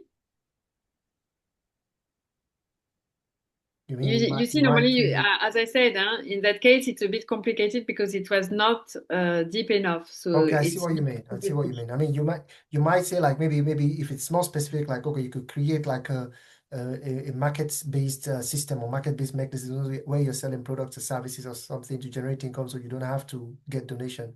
Could have been more specific. Is that what you mean? No, if the problem was more specific, then the ideas that would have come, the worst ideas would have been also different. And then when you take the reverse, it would have given very good ideas. Here, it's still good ideas, but not specific enough. For example, the opposite of wait for donations is to actually not need donation, which is indeed the goal. Not need donation, but it doesn't really give you an idea of how you're going to not need donation. I see what you mean. Amberine has her hand raised. Yes, Amberine. I was also having the same dilemma as you were discussing. So reverse the problem. So again, this would be like do nothing, right? Or give food. The reverse the problem would be give more food donations, right? That would be, or do not give food donations. For do nothing, leave everyone to starve and die. Yeah. Do nothing. So what's the opposite of do nothing? So do something. So isn't do nothing is already the opposite of what we want to achieve? Yes, but that's normal because we look for the worst ideas. So it's really a mindset shift, and that's why actually it's powerful normally because it tricks the brain. The fact that you look for, but it needs to be. I mean, you need to really be clear about what you're doing, right? So if you look for a worst idea, do nothing is indeed a worst idea. But then you need to convert it, to reverse it at the end to have a good idea. So here in that case, when you reverse do nothing, it's a poor statement because it just do something. And do something, okay, yeah, you want to do something, exactly. So but it doesn't really give an idea. Yeah, that's why. And this is directly linked to the quality of the problem statement. The problem statement, yeah. The depth. That's why, actually, so if not a good illustration of that method, of that technique, it's at least a very good demonstration of the fact that if you brainstorm without a good problem statement, it's wasted. Because if we did that even with a normal direct brainstorming method, so looking for the best ideas, you wouldn't go far neither. You would just say maybe, yeah, you wouldn't go far neither. It's the same, okay? Oh, but somebody just gave, I think, developing policies. Yeah. Is that another idea? Developing policies that restrict refugees. Well, do you see what I mean? Yeah. So if there is one thing that this illustrates well is the fact that that you really need a thorough understanding and very precise problem statement before you brainstorm. Otherwise, your brainstorming. I think, sorry, Amandine, I think it can also be an iterative process, right? So your brainstorming can help you know that you don't have a good problem statement and take you back there. So that you can go back there, start again, and come back again. So you can make this iterative process, like a cycle, until you have your problem statement well defined, and then which you'll be able to validate when you get to your brainstorming stage. That's. You need to be aware. Like when you see that it's not working, as Amandine spotted. Actually, we rushed a bit too much with the problem, and it was not thorough and not deep enough. Okay, so I'm going to move on. Just something to clarify. So if you take only the 3 black squares, this is your normal brainstorming. Okay, you identify a problem, you generate ideas, you evaluate and select. Okay, if you want to do the reverse brainstorming, you add the yellow square. Okay. Okay, let's move on. So we did that. And after, when you select the 3 ideas, but in that case, because it was too light, we didn't manage to do that. But normally, you can build concept with the 3 ideas that the best ideas that you selected. You can force connections, and this is how you create concepts. Okay, and then once you have your concept, you're ready for prototyping. Okay, prototyping again, the goal is to be able to share your idea. So the idea you just came up with, what's your goal? Your goal is not just to satisfy your ego, knowing that your idea was good. Okay, the goal is not about you, not about your idea. The goal is about whether your target population is going to adopt that idea or not. How are you going to know whether they're going to adopt that idea or not? For that, you need to test it. So, of course, you're not going to build the whole thing, which is going to cost a lot of money just to test whether your idea is good. So that's why we call it rapid prototyping. Something that you can go fast and cheap. Okay, so you mimic, it's a mock-up. Okay, so whether it's something physical, just pretend a bit like when you're kids and you play, it can be role plays, or for example, if it's an app, you can build something that looks like an app, but the functionalities are not there, but just for the target population to have a feel of what your solution would look like. Or it can be, there are so many types of mock-up you can make. The idea is to be able to convey the idea, the concept of your solution to your target audience. And by conveying your end, so wait, the goal is, of course, that's not the ultimate goal. Why do you want to convey that to your target population? Because that's how you're gonna collect feedback. And the feedback so it's like, you don't want just them to test and you collecting nothing. Okay, the purpose for them to test, actually, you need to know very precisely what you're going to test, depending on what type of feedback you want to capture. Yes, Adeyemi, I just saw your message. Should we have it? Yeah, because we are very late, aren't we? What time is it? Yeah, it's still 2:24. Usually this masterclass should take about 12 to 3, from 12 to 3. It depends. Yeah. But I think I'm 5 minutes almost, break? what am I? I think 10 slides away, yeah. Oh, okay. So do you want to have a quicker break then? Have a bit water break or something? Mhm. Yeah, okay. Thank you, but I'm embarrassed because I'm already so late. But I think it's important to go to the end. For those that can, maybe we continue. It's only 13 slides, and I'll go faster. We spent Okay. too much time with. I think it's because we had to nag you too much, right? You Yes, didn't yes. go. No, we're enjoying the session. I'm enjoying the session. I think everybody in the room is also enjoying the session. I'm just I just want you to be all right, to make sure you're drinking water, you're Yeah, talking no, for but the don't past worry. 2 hours, Amandine. So just look it It's up too for much. you. It's too long. And Yeah. it was not supposed to be that long. Okay, so let me finish quickly. Okay, so Okay. about All right. that rapid prototyping. No worries. So the idea is to create something fast, cheap, and tangible so that you can show it to your target audience and test it. Okay, but how do you know what needs to be prototyped? Of course, you don't have to prototype all at once, because otherwise it would mean that you have to create your whole solution.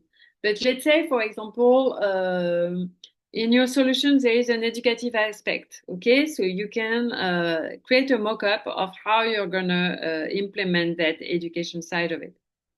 Or maybe there is a service part, like for example, the service, how do you see things? So you can build a journey map, something that describes, okay, so like so far, for every time you wanted to go to you needed you needed cash, you needed to go to that city which is 200 kilometers away, when you have no car and there is no bus because you're really in a remote area. etc. And now the solution is going to bring to your door this and this and that. You won't have to travel all the time, etc. So you describe what will their experience be like, for example, if it's a service. And you find a way to display it. So, for example, you can write a storyboard. This is really describing the scenes of what their experience is like. Or you can use storytelling, for example. This could be also something to really write about the experience they have. But there are many different ways. So if you build an app, for example, you can mimic the screen of the app saying exactly how you're going to interact, etc. There are so many ways to build mockup. But the important thing is to know what you want to test. So if I go back to that slide, you need to know exactly what you have to test. So what aspects? So because you can't test all at once. And remember, you need to have in mind the feedback. What feedback is almost as if you wanted to have your feedback form before you're creating your prototype, so that you know exactly what answer you're gonna get. Okay. And then once you have your prototype, you can test it and collect your feedback. So here, one very important thing is that you shouldn't try to pitch your idea, because you don't want to sell your idea at this point. You want to truly know whether your target audience is going to be happy with that. Are they going to be willing to use your solution? You don't want to sell it to them. You want to listen to them to know whether it will actually make their life better. Is it going to resolve some of their pains? Is it going to help them with their needs? You want to truly learn from them what difference your solution is going to make in their lives. Okay, this is very important, because that's only how you're going to see what works or what doesn't work. Okay, maybe some part of your solution are good to keep, and others need to be tweaked. For that, you need to be really inquisitive, observing, asking questions which are open. You need their reactions. You need to see how they react to your product. Okay? And then how do you move to your impact? What's your proposition? So it's time to really put together your proposition. Why did we spend so much time on the problem? Because you see all the things which are linked to the problem. Even your ideation, you can't ideate without your proper problem. And also, if you don't have your problem clear, your proposition won't be clear neither. How are you going to articulate what value you create for your customer when you don't even know clearly what are their pains and what are their gains? What are you trying to solve for? Okay, so you can see that without this crystal clear, you can't move on to your value proposition.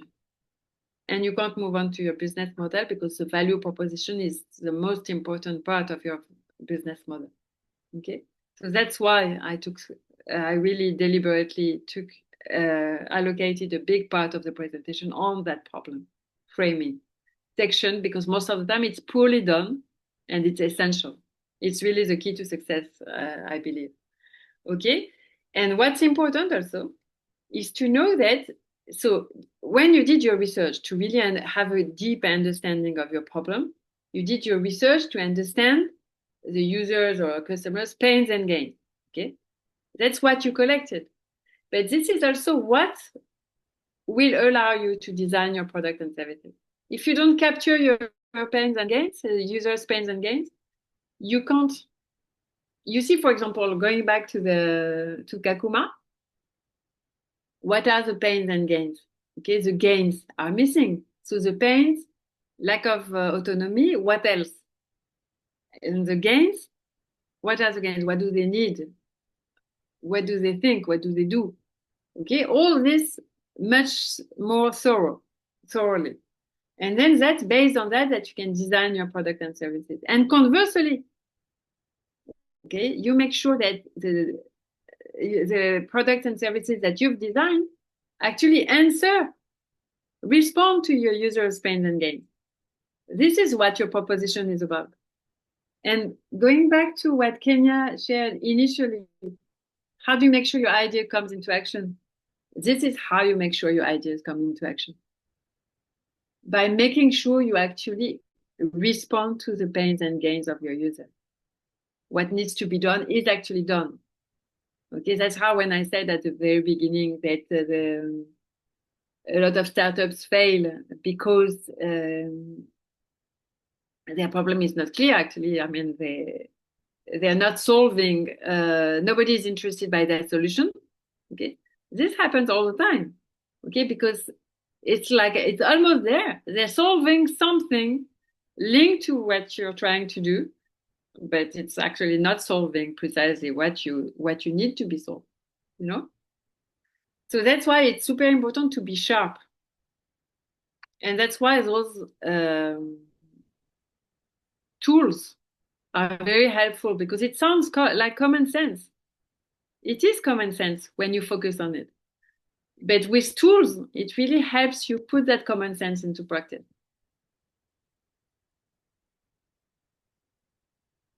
So your proposition has to be converted into your value proposition, okay? So your value proposition, there is a very good canvas from Strategizer. It's free to download to build your value proposition, okay? So you start with that circle, okay, which is your customer profile. So you see that empathy map that we did at the beginning, okay? That's where it's going to be reused. Okay, so that's your customer profile or your user profile, your target audience profile. Okay, so here you have to spell out what job they're trying to get done, your user, okay? Be it on a functional level, on a social level, on an emotional level. They also need to do, so what are the gains? So what do they hope to achieve? Okay, how do they measure success? What annoys them, their pains. So what annoys them? What are they trying to, what are their frustrations, their risk, etc. So you capture all these things from the customer. Very important, the pains, the gains, and what they're trying to get done. Once you're done with that, you can move to the value map. So the value map, you start by listing the products and services that you want to build your value proposition on. So, and then from your product and services, how do you produce benefits? How do you increase benefits for your user, for your customer? Okay, how are you going to respond to the gain? Okay, every gain creator here responds to one of the gains that you identify your customer wants. Same for the pain. Okay, you describe for each of your product and service in which way they are pain reliever. So they need to speak to all the pains you've identified here. To answer from each of your product and services, in what are they responding to the pain that you identified? Very important, okay? So you put your post-it, you put your sticky notes here, green for gains, red for pains, what you're not looking for, the customer jobs, okay? And what's important here is that it forces you again to make everything explicit. And explicit is the key, huh? To force you to be, because you saw that, when we interacted a little bit, you saw how hard it is to be explicit. It's key because clarity comes from explicitity. Okay, then and once you have that value map, you use it to design, to test, and also to iterate. Okay, to go back to whatever you need to figure out. If you find that it doesn't resonate, for example, from your list of product and services, you find that the gains actually don't answer all the gains here, or conversely, they're not responding enough to the pains here, then it means that you go back to your product and services, brainstorm again, maybe for a specific sub-problem of the problem to complement your offer so that you really respond to your customer's need. Okay? So that's very helpful. Once you've done that, you're ready to move on to your business model. Okay? So for your business model,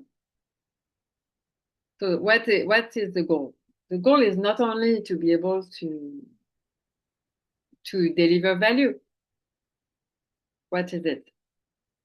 The key is not only to be able to work as a business, is to actually have your goal, to achieve your goal, right? So if your goal was for your target population to have this and this and that, you want to achieve, you want to have buy-in. You want people to use your product. You want your solution to be sustainable. Okay, you want long-term success. Okay, so you don't want to look just at your solution. You want to look at the whole system, how things articulate. So I think we touched on that in some of the when the finalists presented, some of the finalists, when how do you surround yourself with relevant partners. It's part of your business model to be sustainable. So not to try to do everything yourself, because you focus on one part, really solving your thing, but maybe there are connected parts that can be leveraged by identifying the right partners. Okay, somebody has raised their hand. Yeah, I was going to say that. We can't see your name, but if you can unmute yourself.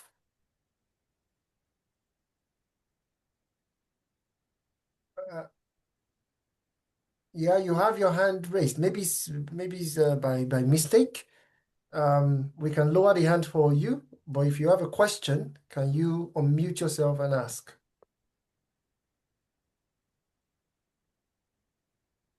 Okay, I think we might need to move on. Maybe it was by mistake.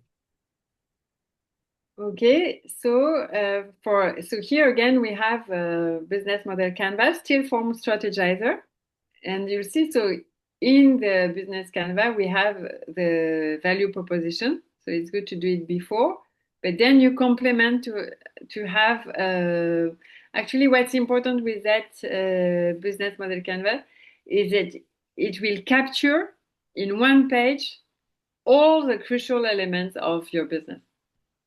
So it's a very good synthesis of how you're going to work and what you have to work on. So I put number together because there is an order in which an order recommended to do that. Of course, you don't start with this cost structure. No, you start with your customer segment. Because remember, it's a human-centered design. The whole goal, the key to success is to actually respond to your customer's needs. Okay? So that's where you start. Sorry, can we bring in Amber-in? Yeah, she has her hand raised. Should we do that? Yeah. Sorry, Amber-in. Yeah. Sorry. It's okay? Okay. Yes. I've got just a comment about the business model canvas and its application for social value creation. And there is a bit of criticism on it's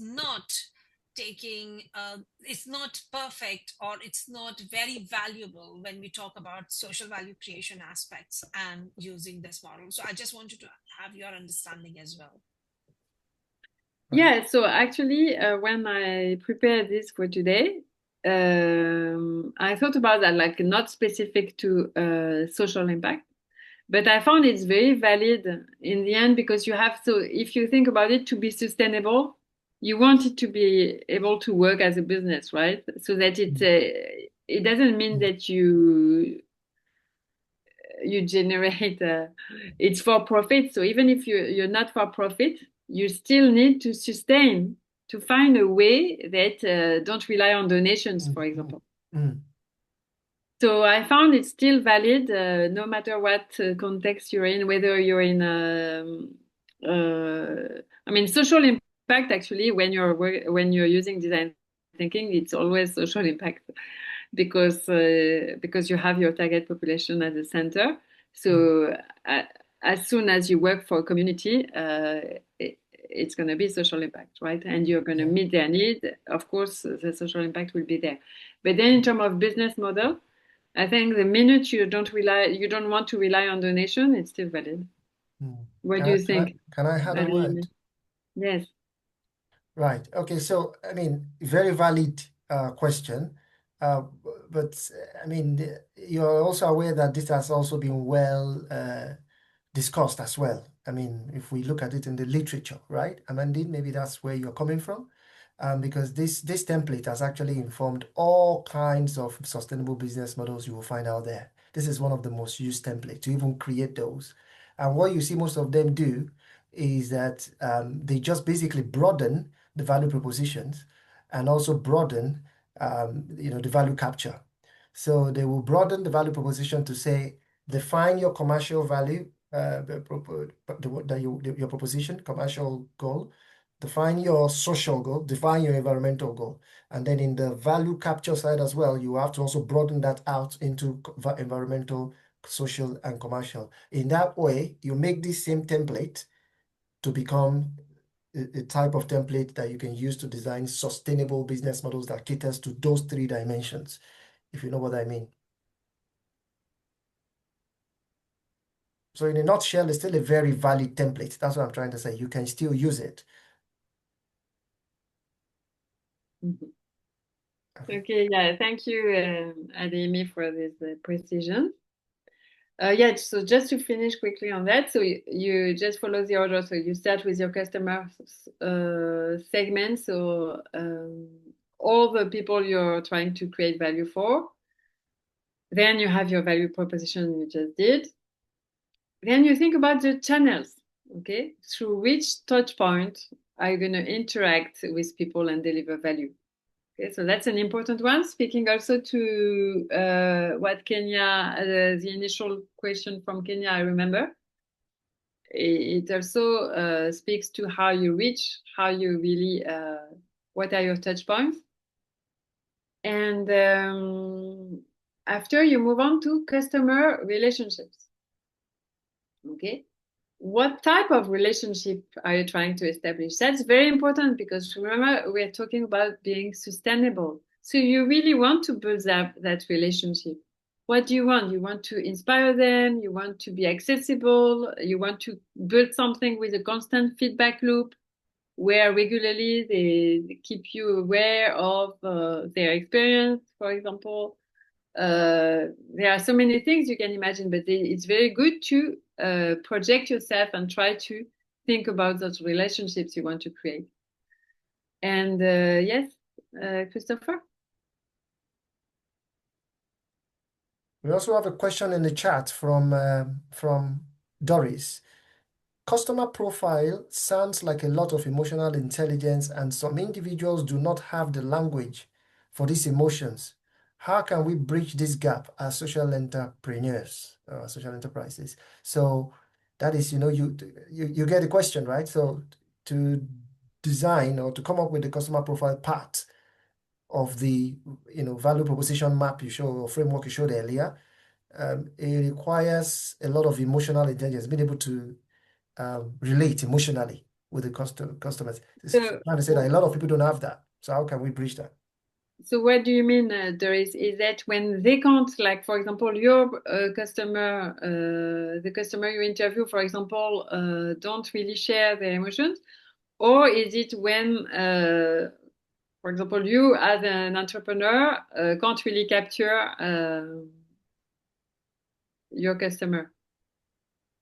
Which one? The first version or second version?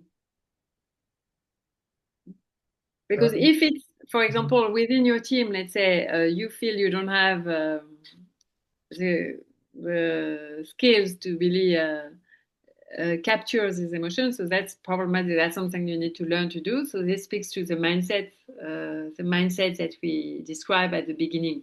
To be really open, inquisitive, to receive. So meaning not to try to tell, you really try to receive. But then otherwise, if you were talking about the customers that can't really express themselves, don't have the language, etc. This is also something part of the profile, right? You can decode. I think you can decode and try to understand beyond the words what their situation is like, What do you think? Sometimes they can't express, but there are other things that speaks for themselves. You need to find contour, like for example, and maybe that's why also you need to have, for example, to interview different people, to have access to more people, because people express themselves differently. So then you can complement each other's interview. Yeah, I think I think we can move on. I think Doris, it's okay. She said first version, by the way. Okay, that's thumbs up there. And Sabiti, we want to bring you in as well. We don't want to. Yeah, please go ahead.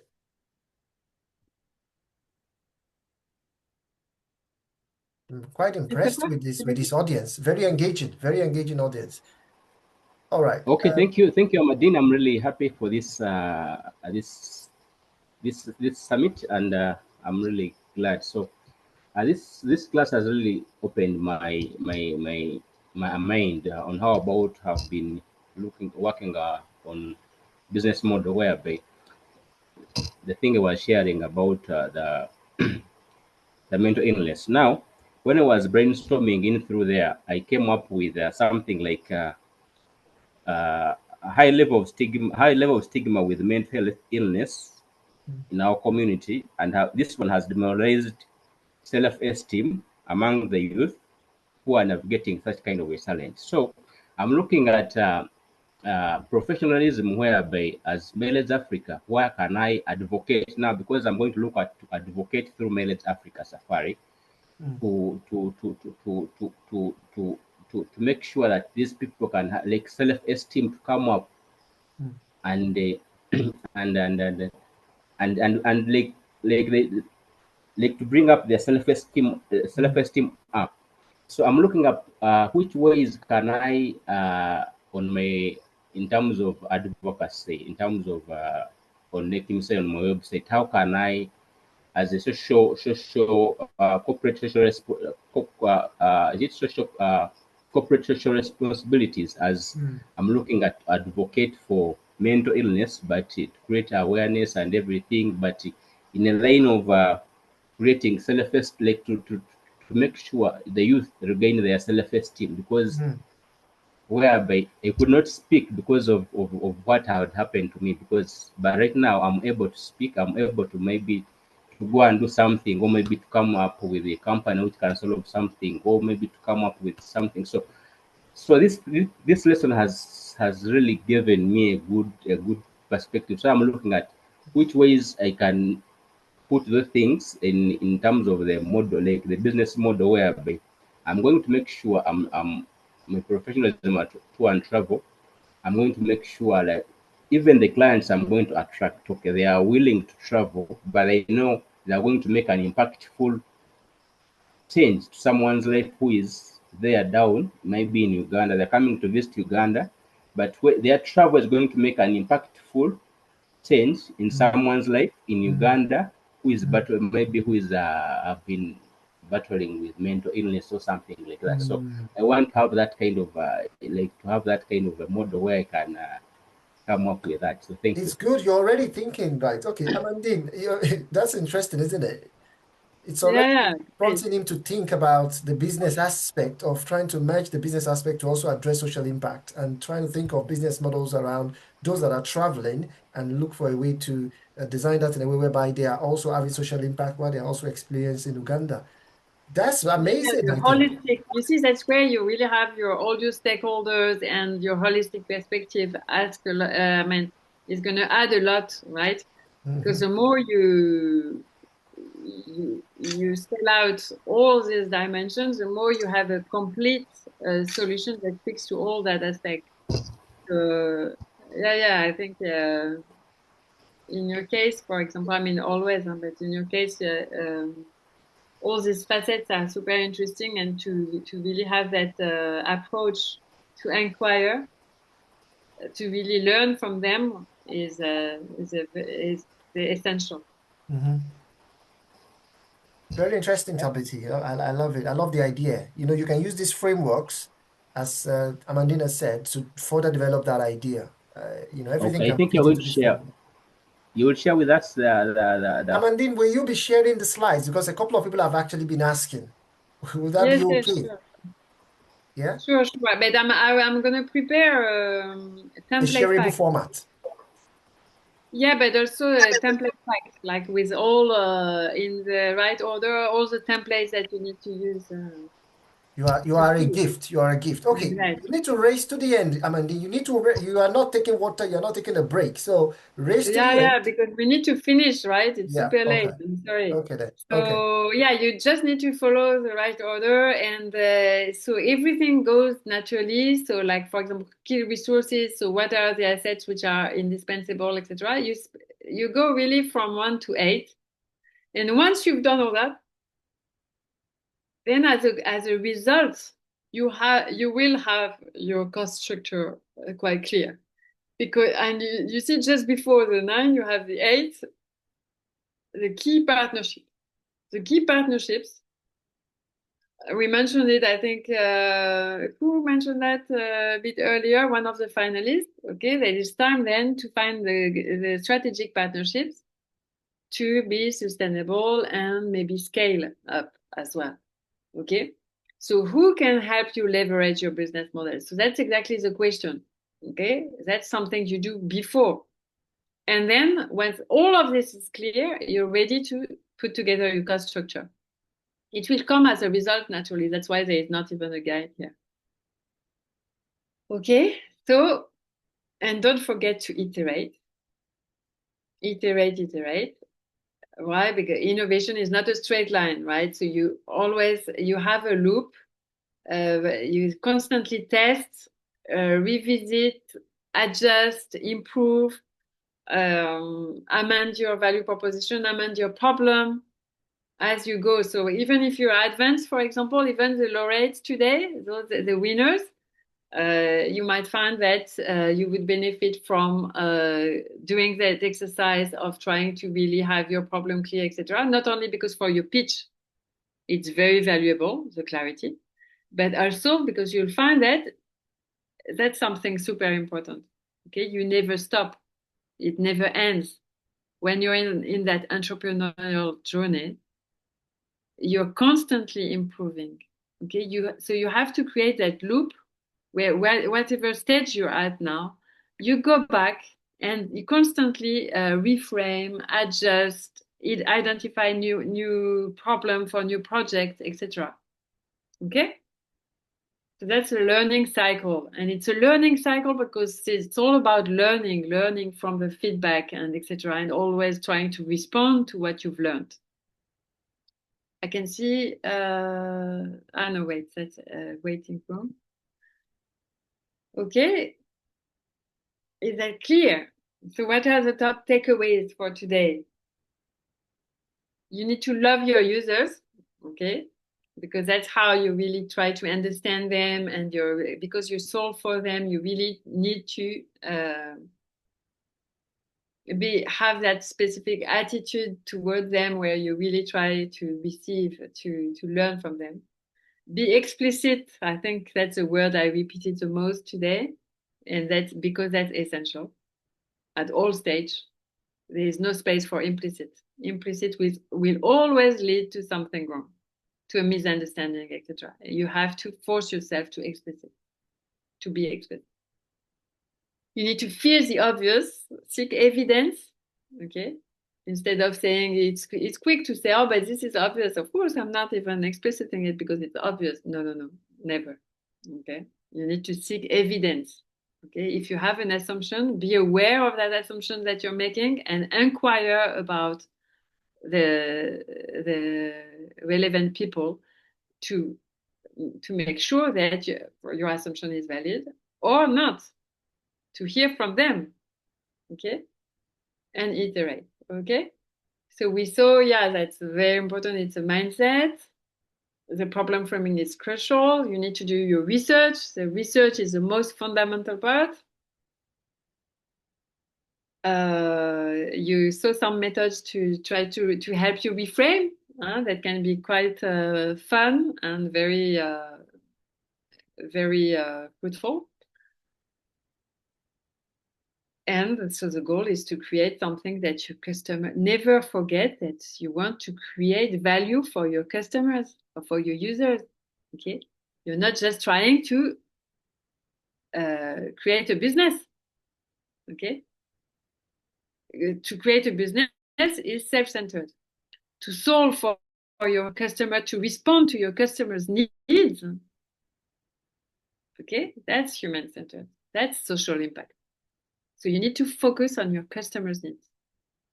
And for that, you need to listen to your customers' needs. You need to test. You need to constantly seek more. Never be satisfied. Never believe that you know all about their situation. Because everything evolves. Okay? This is it. This is what I can tell you, I think. I hope it helps. And thank you all for being such a great audience and staying with me until the end. Thank you, Adeyemi, also for inviting me.